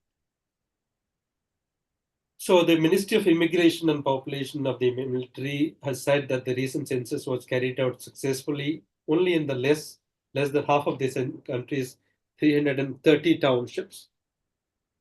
And it said that this was due to the fact that there was armed conflict over the territory and there are other major conflicts. The third impact that I'm highlighting is the forcible conscription. Now, the long war, Shankari talked about the Myanmar army being taken by surprise by the kind of the opposition, the resistance that was shown by the PDFs and the EOs. It was never imagining that it will actually sort of be witnessing anything like that when it orchestrated the coup. But since the opposition has gone from strength to strength and is occupying territories, which I'll talk about a little later, the war has taken a toll on the Myanmar military. It's led to the soldiers deserting the army. There are a lot of deaths within the Myanmar military cadres. So as a result, in February 2024, the regime announced something called the People's Military Service Law, which was a law which is existing for a very long time, but never was implemented. That meant that all men is from 18 to 35 and women is from 18 to 27 would be forced to serve the military for 2 years compulsory. It brought in another law, which calls the Reserve Forces Law, which conscripted the veteran military official. It brought another law, another order, which conscripted men up to age of 65 to form local militia groups called the Public Security Forces. So it was almost like the PDFs on the one hand, on the other side was the PSF, or the Public Security Forces, backed by the military. Now, this forcible conscription resulted in mass exodus. The two pictures that you're seeing on the slide, the top one is the young men who have been conscripted. They're on their way to join the military after a couple of months of training. And the picture down is the Myanmar youth, men and women, young men and women, lining up in front of the Thai embassy for a passport and a visa so that they can move out of the country. Now, this conscription has resulted in mass exodus, thousands of young men and women attempting to flee the Thailand, and most of these, importantly, belong to the working class. Interestingly, a lot of these illegal migrants have been deported back from Thailand. Thailand is not a signatory to the Geneva Convention, and refugees do not enjoy any special status within Thailand. So you would have come across news items in which says that the people who were surrendered back to the military by Thai authorities were conscripted again, were sent forcibly to the military camps. So the forced conscription has affected Myanmar in three ways. First of all, there is a brain drain, which I think a country of Myanmar's nature can ill afford. It's impacted the key sectors like agriculture, and it's also driven businesses to relocate out of the country. One of the parameters, interesting parameters, is that the Myanmar citizens have invested about 3.7 billion baht, that's the Thai currency, which amounts to about 111 million US dollars, in Thai condominiums, buying flats and houses in Thailand, becoming the second largest buyers of condominiums after the Chinese. So that shows you the flight of money, the flight of talent, the flight of young men, and obviously this belongs to the rich and the sort of the people who can afford it. But it shows the kind of sort of flight that has taken place out of Myanmar. Interestingly, the conscription has also targeted the Rohingyas. Now, the Rohingyas who are not recognized as the citizens of Myanmar form, at least some of them form, a part of the Myanmar military today. So you'd see that last year, 2024, the UN Special Rapporteur on Myanmar's human rights, he expressed concerns about allegations of killings and other rights violations by the Arakan army against the Rohingya in northern Rakhine. This is, I mean, the difference that existed between the Buddhists and the Muslim Rohingyas has been exacerbated by the Rohingyas, part of them by joining the military with the hope that they'll be recognized as citizens at the end of the war. Now, the third slide is about the trend, the sort of escalation that's taken place in Myanmar since 2021 in terms of the civil disobedience movement transforming itself very quickly into a civil war situation. Now, you would come out figures how much territory that the military in Myanmar controls today. 60%, 40%. It depends on the sources that you read. If you read Irrawaddy and Mizima and all, it tell you about 70% of the territory has gone out of the military's hand. But that's the beauty of the challenge Myanmar poses. So you have to be a little careful about the kind of sources that you read and be skeptical about the kind of information that's coming out. But that's just not typical about Myanmar. It's typical about any conflict situation. In any ways, junta has lost control over the territory, but the final point is also junta never controlled 100% of Myanmar's territory at any given point of time. But anyways, so the civil disobedience movement that began as a very somber kind of reaction. Shankari talked about people taking out vessels, buckets, and other kind of instruments, just like the way we banged buckets and vessels during the pandemic. There is no comparison, but that's the way it is. But it's graduated itself, upgraded itself to active action, to active urban terrorism, and then a much wider conflict. The military has suffered, as I said before, a significant number of defections, with soldiers leaving to join the resistance or simply fleeing the country.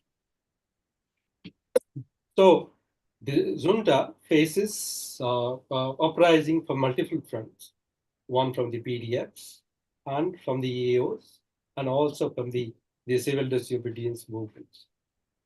So this has escalated the uprising into a full-blown civil war. Shankari also mentioned briefly about the Operation 1027, the TBA, which started the entire movement in October 2023, MNDA, TNLA, and the Arakan Army. Three of them unleashed a kind of violence that was not seen for a long time in Myanmar's resistance history. Now, during the initial phase, from October 2023 to January 2024, this operation 1027 witnessed that the groups captured a large swath of territory in the northern Shan state, including numerous towns and several important border crossings with China. Now, that generated a lot of excitement among the analysts who follow Myanmar, who cover Myanmar, about an impending collapse of the regime. The little picture that I've shown on this slide is from the World Politics Review. You would come across similar items with similar headlines all over the internet, especially from the pro-democracy movement sympathizers and also from the Western world. For instance, an analyst from the USIP in the US said that the fall of Lazio, one of the key towns, I'll deal with Lazio a little later, could prove to be the beginning of the end. Now, that hasn't happened. That hasn't happened because the junta seems to be gaining back slowly through Chinese assistance. The MNDA signed a ceasefire agreement back in January 2023, if I'm not mistaken. That lasted for a couple of weeks. January 2024. And then that collapsed. But again, by December 2024, the MNDA was talking about another ceasefire, which has actually happened on 18th of January 2025.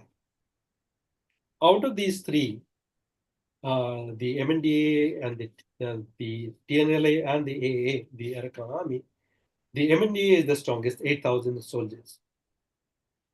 Now, it is the pressure of the Chinese which has led the MNDA to sign the ceasefire.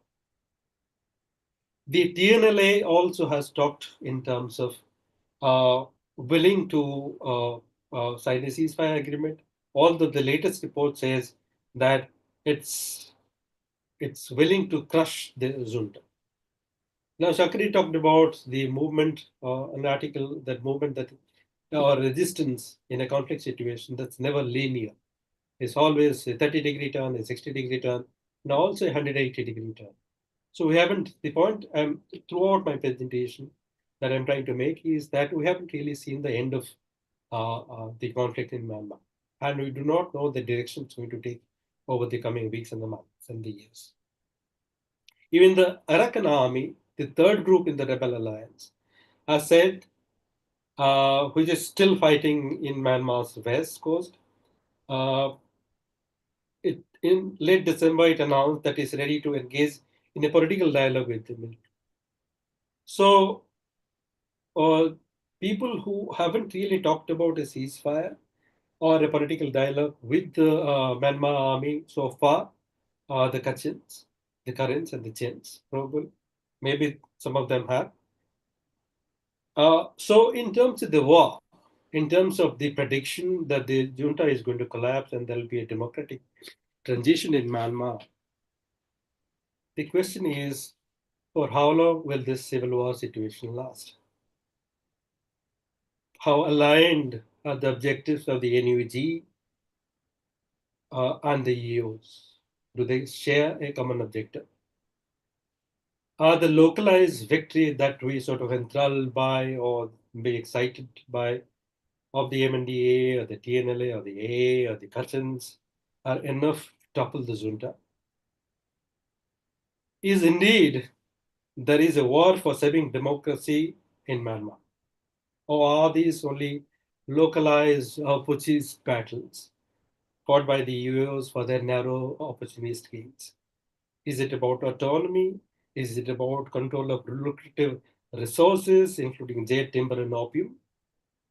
For instance, the TNLA, which talks about crushing the junta, controls 11 cities and towns, which includes the mine town of Mogok or Mogoke in the Mandalay region, which is the ruby mine town, which means that this territory that has gone out of the Myanmar army's control is given these resistance army or the EOs tremendous amount of revenues, which is for them to keep and not to pass on to the hands of the NUG.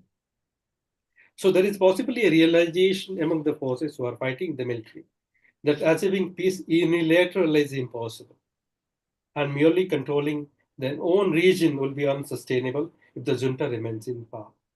So you can summarize with this two expressions that I've used: dilemma of the victor and the dilemma of the vanquished.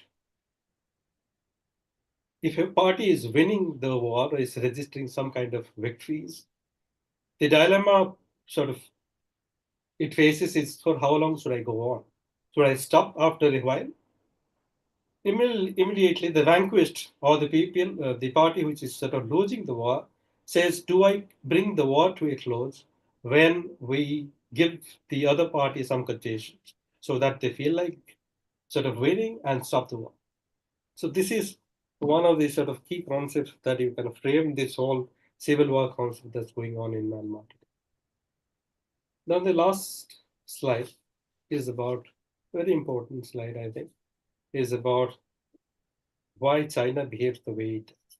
I think China is probably the most important player today in Myanmar. Bertil Lintner, in one of the articles, wrote in Irrawaddy saying that China is once again shown that it is the only outside power with the means, capacity, and motivation to intervene in Myanmar's internal politics.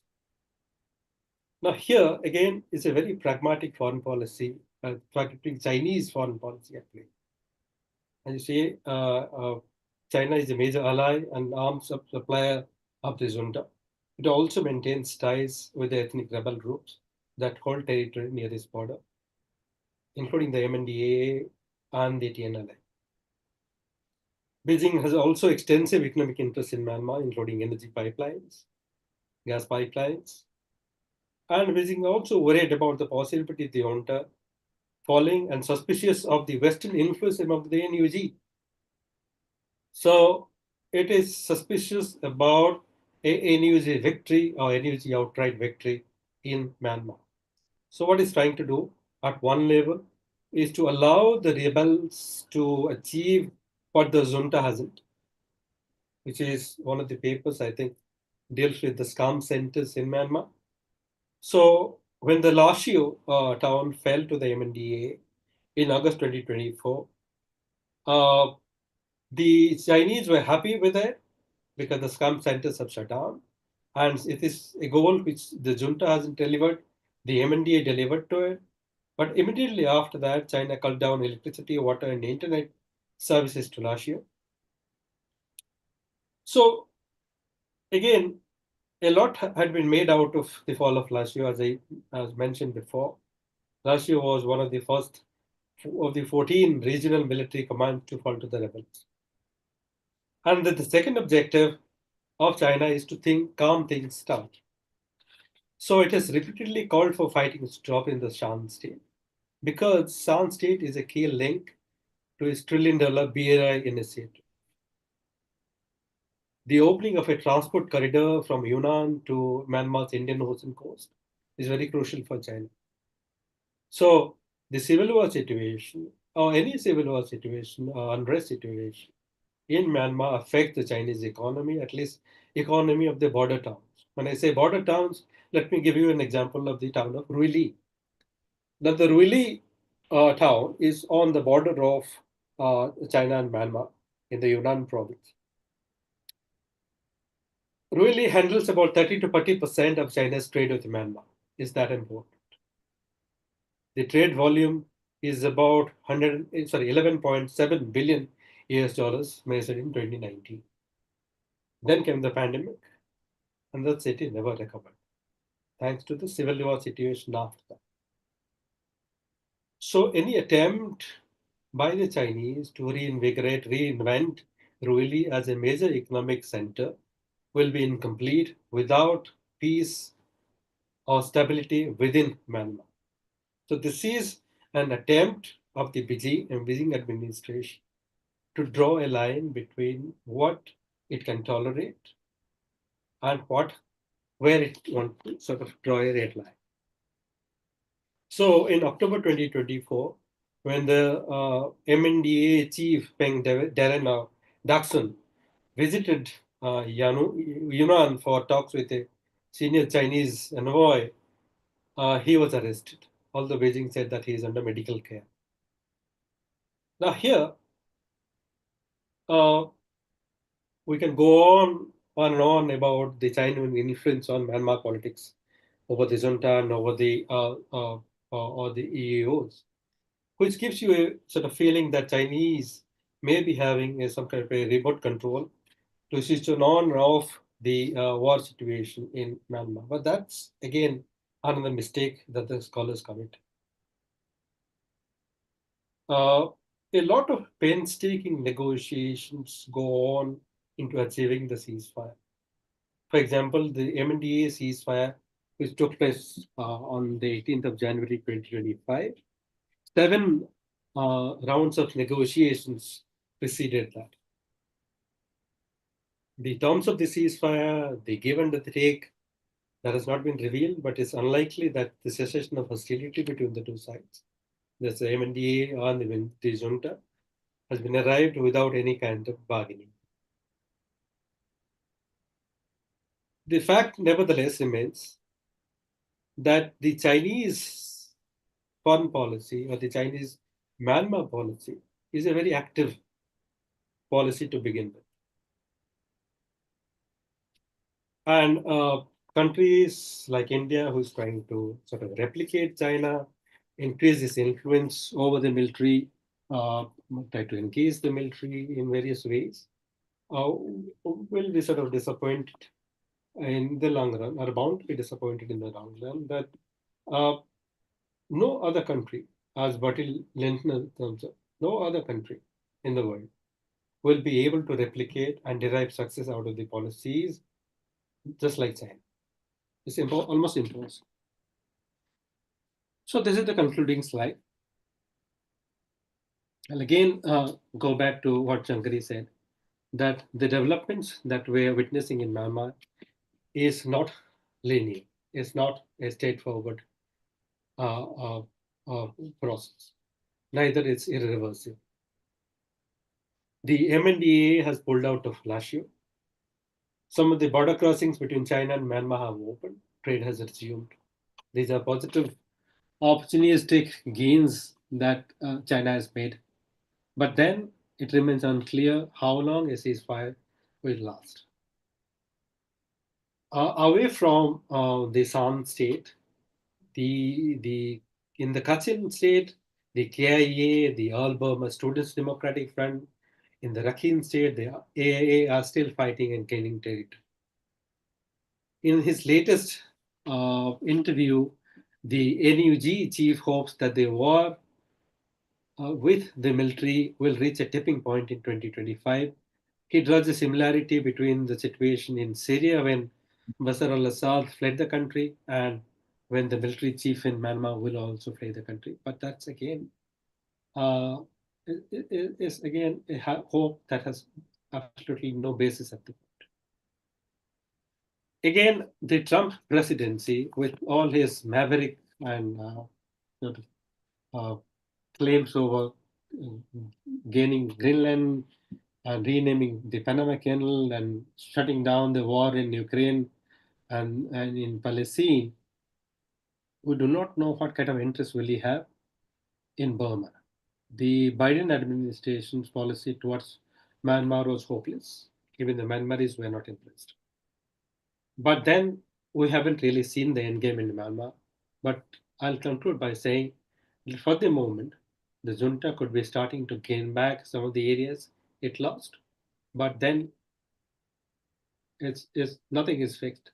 We will have to sort of carefully watch how things evolve over time in the coming weeks and the months. So I'll end here. And thank you, yeah. Vibhu. Thank you for starting with those losses and then looking at the external role and also looking at the end game towards the final part of your presentation. Thanks once again. Now let's open the floor. Femi, Maria. Yeah, and I'll come back to you. Yes, Femi, let me start. There are 3 questions in the first round. Quickly. Good morning, sir. My name is Femi Francis. I'm a research assistant at NIAS. So my question is in relation to China and the role that it's playing. While you elaborated what are the stakes and motivation, I would also like to ask, why is this access given to an external actor within Myanmar? Is it just financial motivation, or do they truly believe that China as an external actor can facilitate the stability in this civil conflict? Access given by whom? Thank you. We'll take 3 questions, Bibu. No, I wanted a clarification. Access given by whom? The junta or the EOs? So, ma'am talked about how there was a discussion how what India can India play a role in this conflict, and she that an external actor cannot have an influence, but we have China having sizable influence, and China cannot have this influence unless Myanmar itself, the contesting parties, the army, the EAOs, the shadow government, give this access to China play a role. So I'm asking that, is it just purely financial, or do you truly believe that China can facilitate stability through their influence? Thank you. Kalpana, and then anybody. Thank you so much for that, sir. I'm Kalpana. I'm from Christ University in Bangalore. So, sir, my question is regarding the statement that you made towards the end that India has been trying to replicate in a way China's policy in Myanmar. So I have like a 2-part question. First of all, what costs of war can we predict for India? Because India has over $1.7 billion dollars worth of investment in Myanmar due to the ports and transportation investments that it's trying to make. And secondly, India has also been looking east towards its arms trade to Myanmar. What sort of ramifications do we see for India if the war were to escalate, and its image in South Asia because of that? And do we think that this sort of foreign policy would be pragmatic for India? Maria? Thank you, sir, for that wonderful lecture. My question is mostly related to the conflict part. So now we can see that many ethnic armed organizations, they are collaborating with the PDFs and also supporting the NUG's vision against the military. But do you think these EAOs have the same vision as the NUG of a democratic transition? I'm not sure about that. Bibu, back to you. Right. Thank you for these questions. Each of them are important in their own ways. Regarding China's role in Myanmar, why is access given? I think China has always been a very big player in Myanmar in terms of its investments, in terms of its supply of military hardware, in terms of everything that the Myanmar does. And no player in Myanmar, including the military and the civilian government,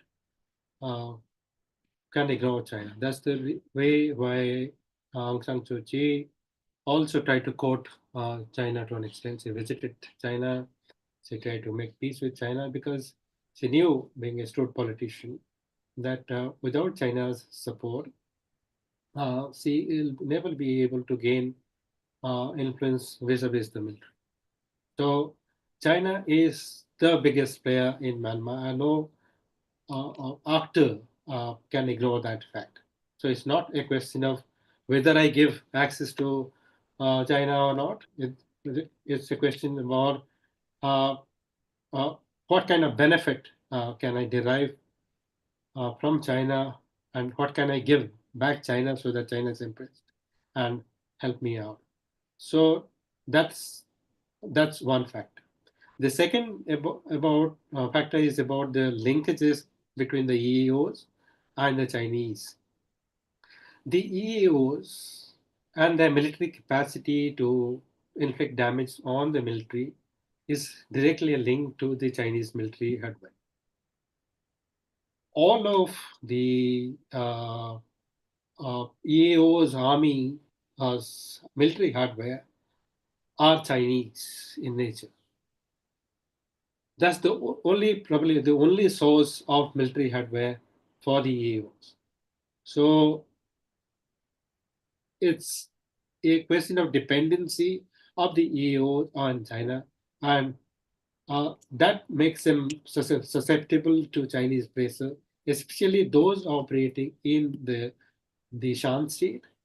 The Rakhines are partly insulated.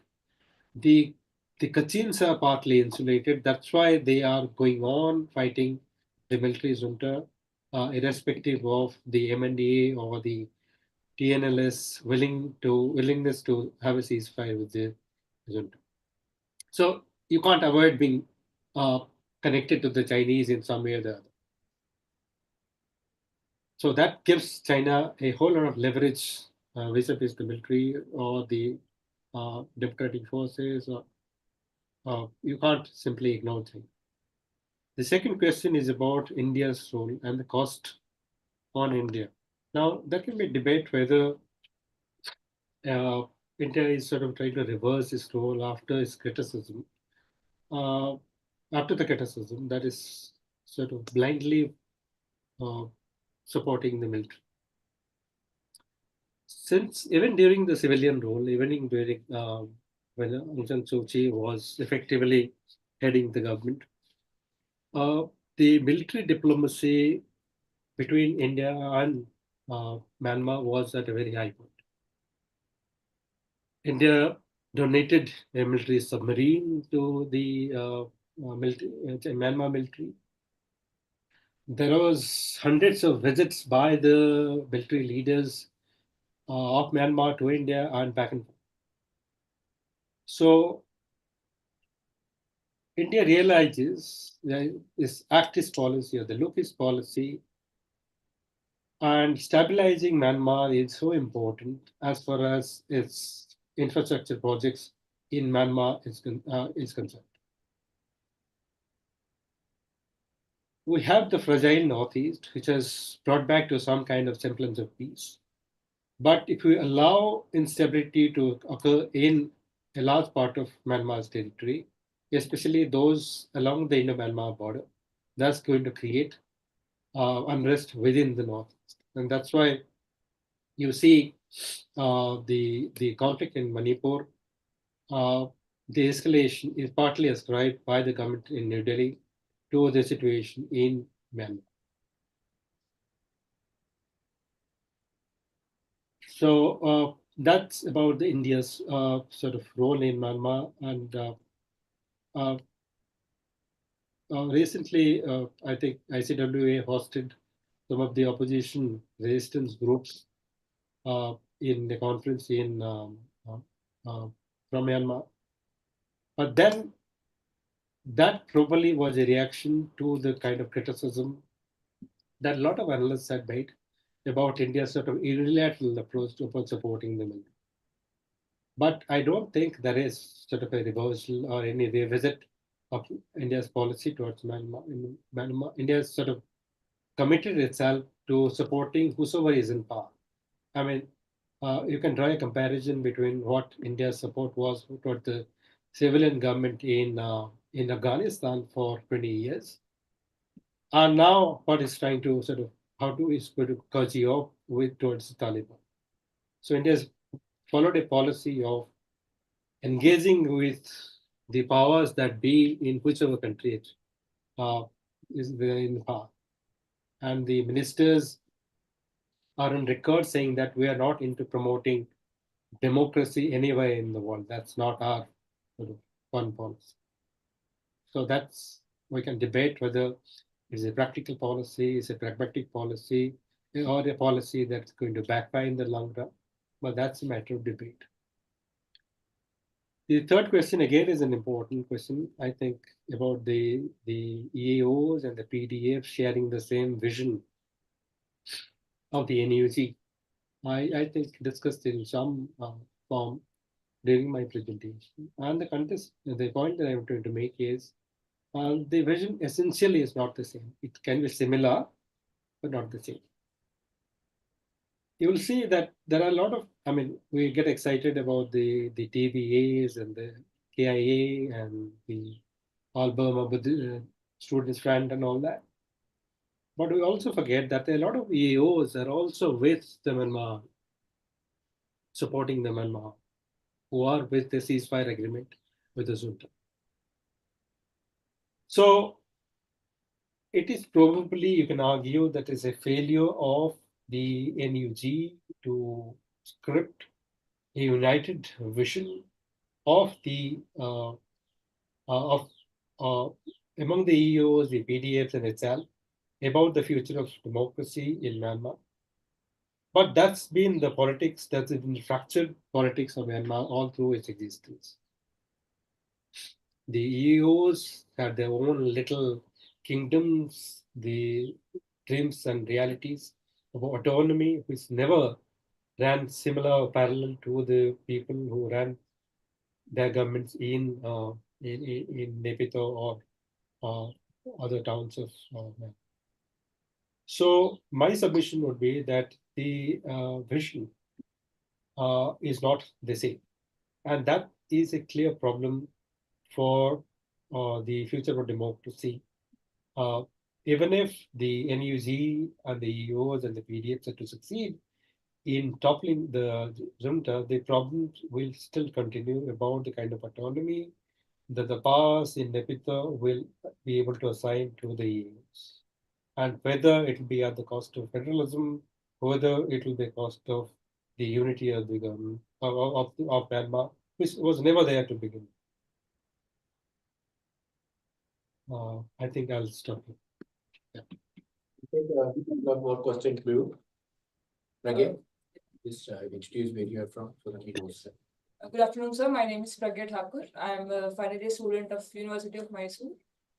So my question is that, like, as we know that China has been the biggest player in Myanmar and its state of conflict, but do you think, like, does the Western sanctions or the diplomatic pressure from the UN or the other organizations of the West shape the trajectory of Myanmar? Like, as we know that SAARC and ASEAN have their own, like, limitations to deal with that, but do you think that Western sanctions might work a little bit? Thank you. Okay. Vaisha? My say where you're from so that he knows. Hi, sir. My name is Vaishak. I'm from Chandra University. I'm currently working as a research intern at NIAS. My question is regarding the conflict in Rakhine and the Arakan army. So, although the Arakan army in the past has said that its ideals are towards creating a Rakhine where the ethnic minorities are also protected, the army itself has its roots in some form of Buddhist nationalism. So if the conflict does continue and the entire region comes under their control, what do you see happening to the Rohingya minority and the Christian minorities in the region? Doga, and then Chetan, I'll come to you. Just give half a minute. Good afternoon, sir. My name is Mohammed as a research assistant at NIAS. My question to you is regarding, well, recently I read an article which stated that what's going on in Myanmar is not a genocide, but a democide, because all this while we've been hearing that. I didn't hear that. It's not a genocide, but a democide. Okay. That was interesting because all these years we've been hearing that it's an ethnic-based conflict. So if you could please comment on that, and also that how other non-state actors have been able to take advantage of the poor law and order situation in the country. One last question from online, Chetan. Thank you, sir. Thank you for the great presentation, sir. I'm a PhD candidate at JNU. So my question, although your presentation covered 80% of the stuff I'm going to speak tomorrow on China and Myanmar, but my question is regarding specifically the Shan state. Myanmar in the last couple of years has become the largest producer of opiates and opiate-related drugs. So how is that influencing the regional dynamics in and around the Shan state with respect to Thailand, Laos, and China? Back to you.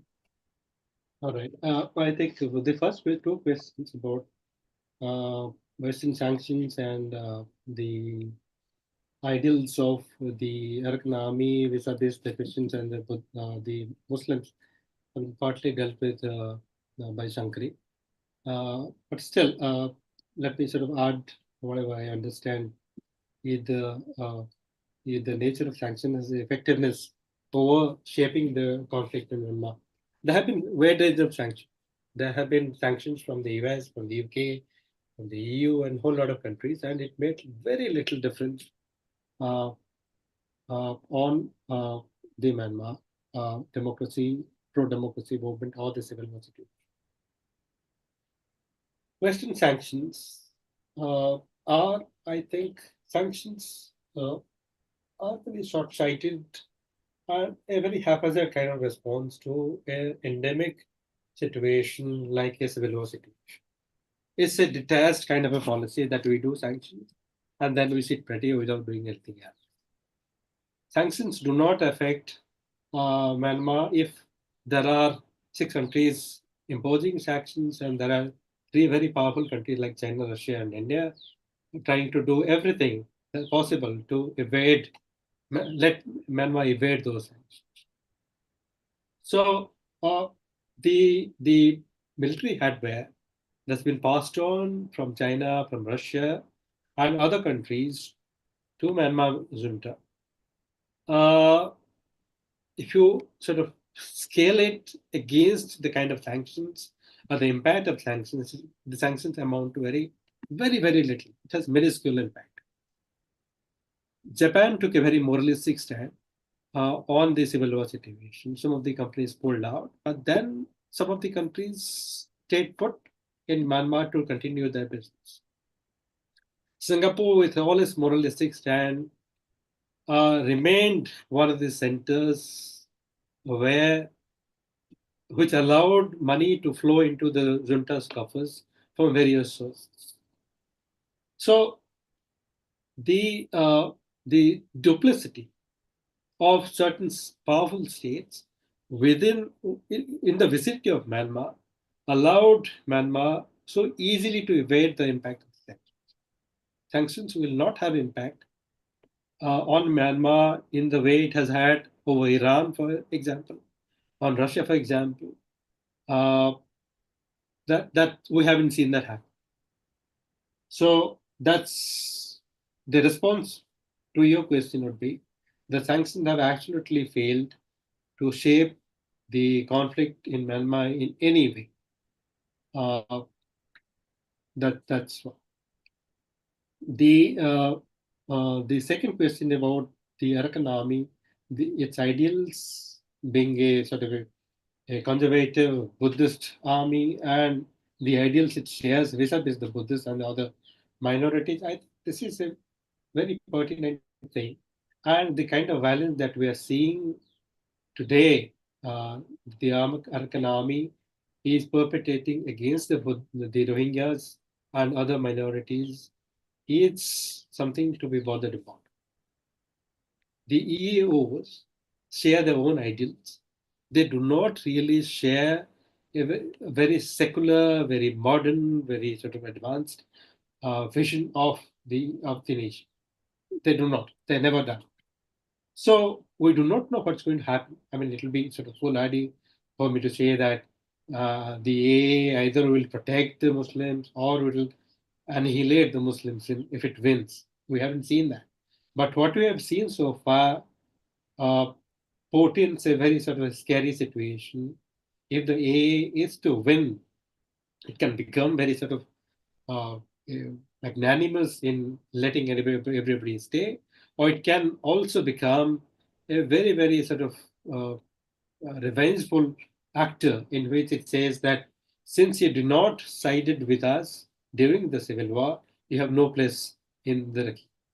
Either of these things can happen.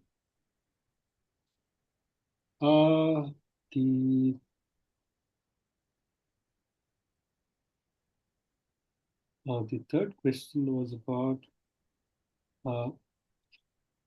sorry, that was a question on democracy.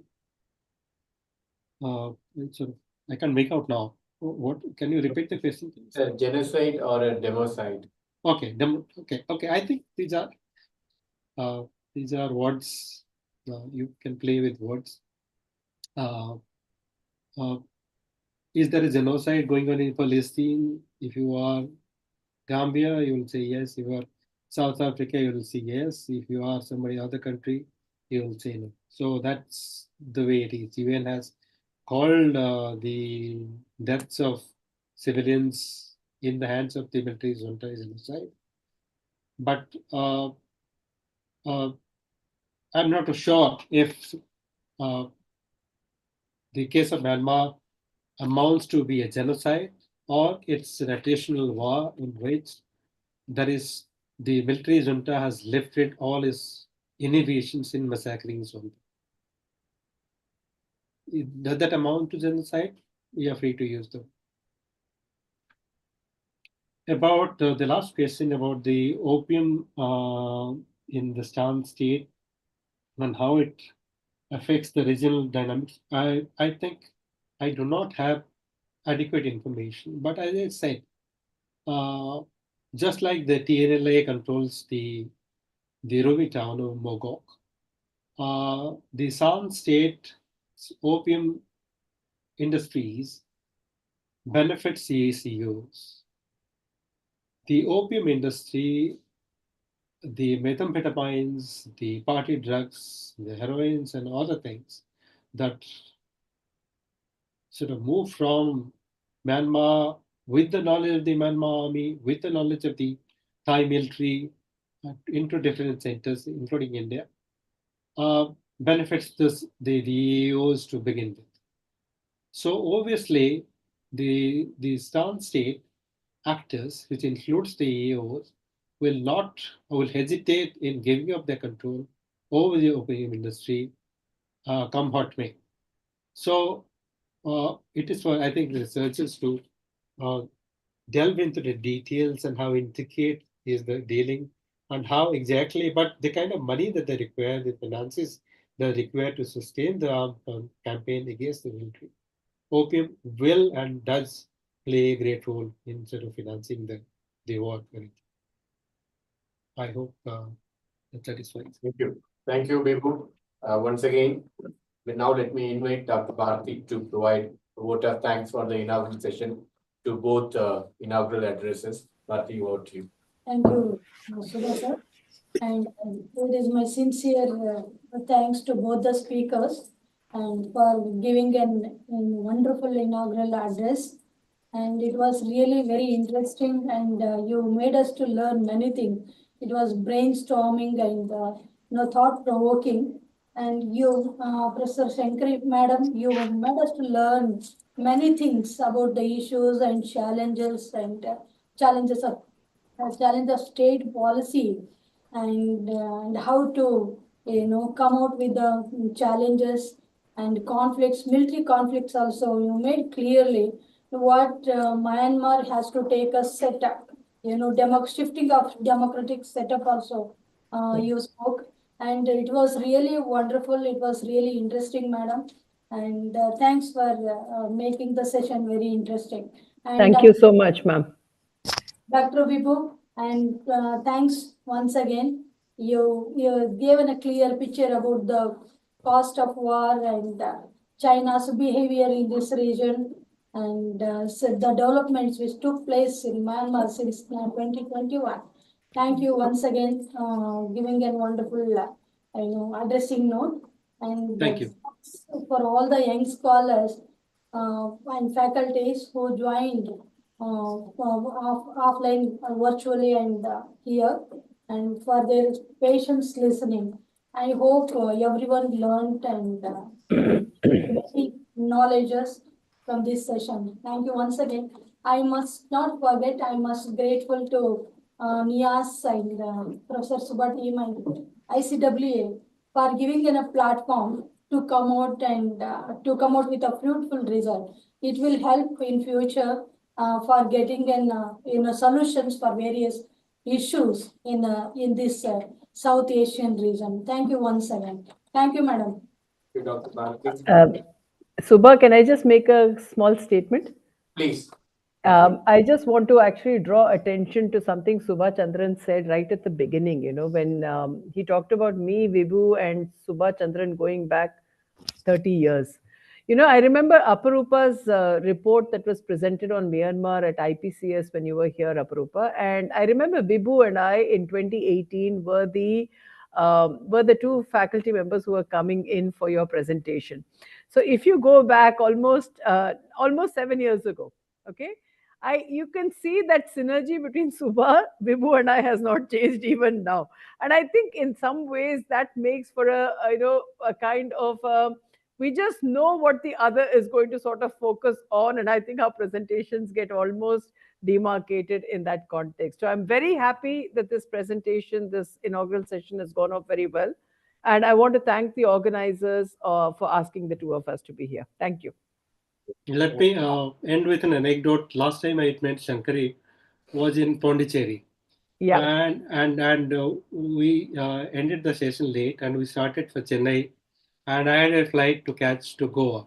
Yes. Now the driver was very slow and he was going at his own pace, and we were certain that I'm going to miss the flight, and the next flight was the next day. Yeah. And then Shankari said a small prayer, and voila, we had a storm and rain in Chennai, and then the flight was delayed and could catch the So that's the power. It's the power we all share. Thank you.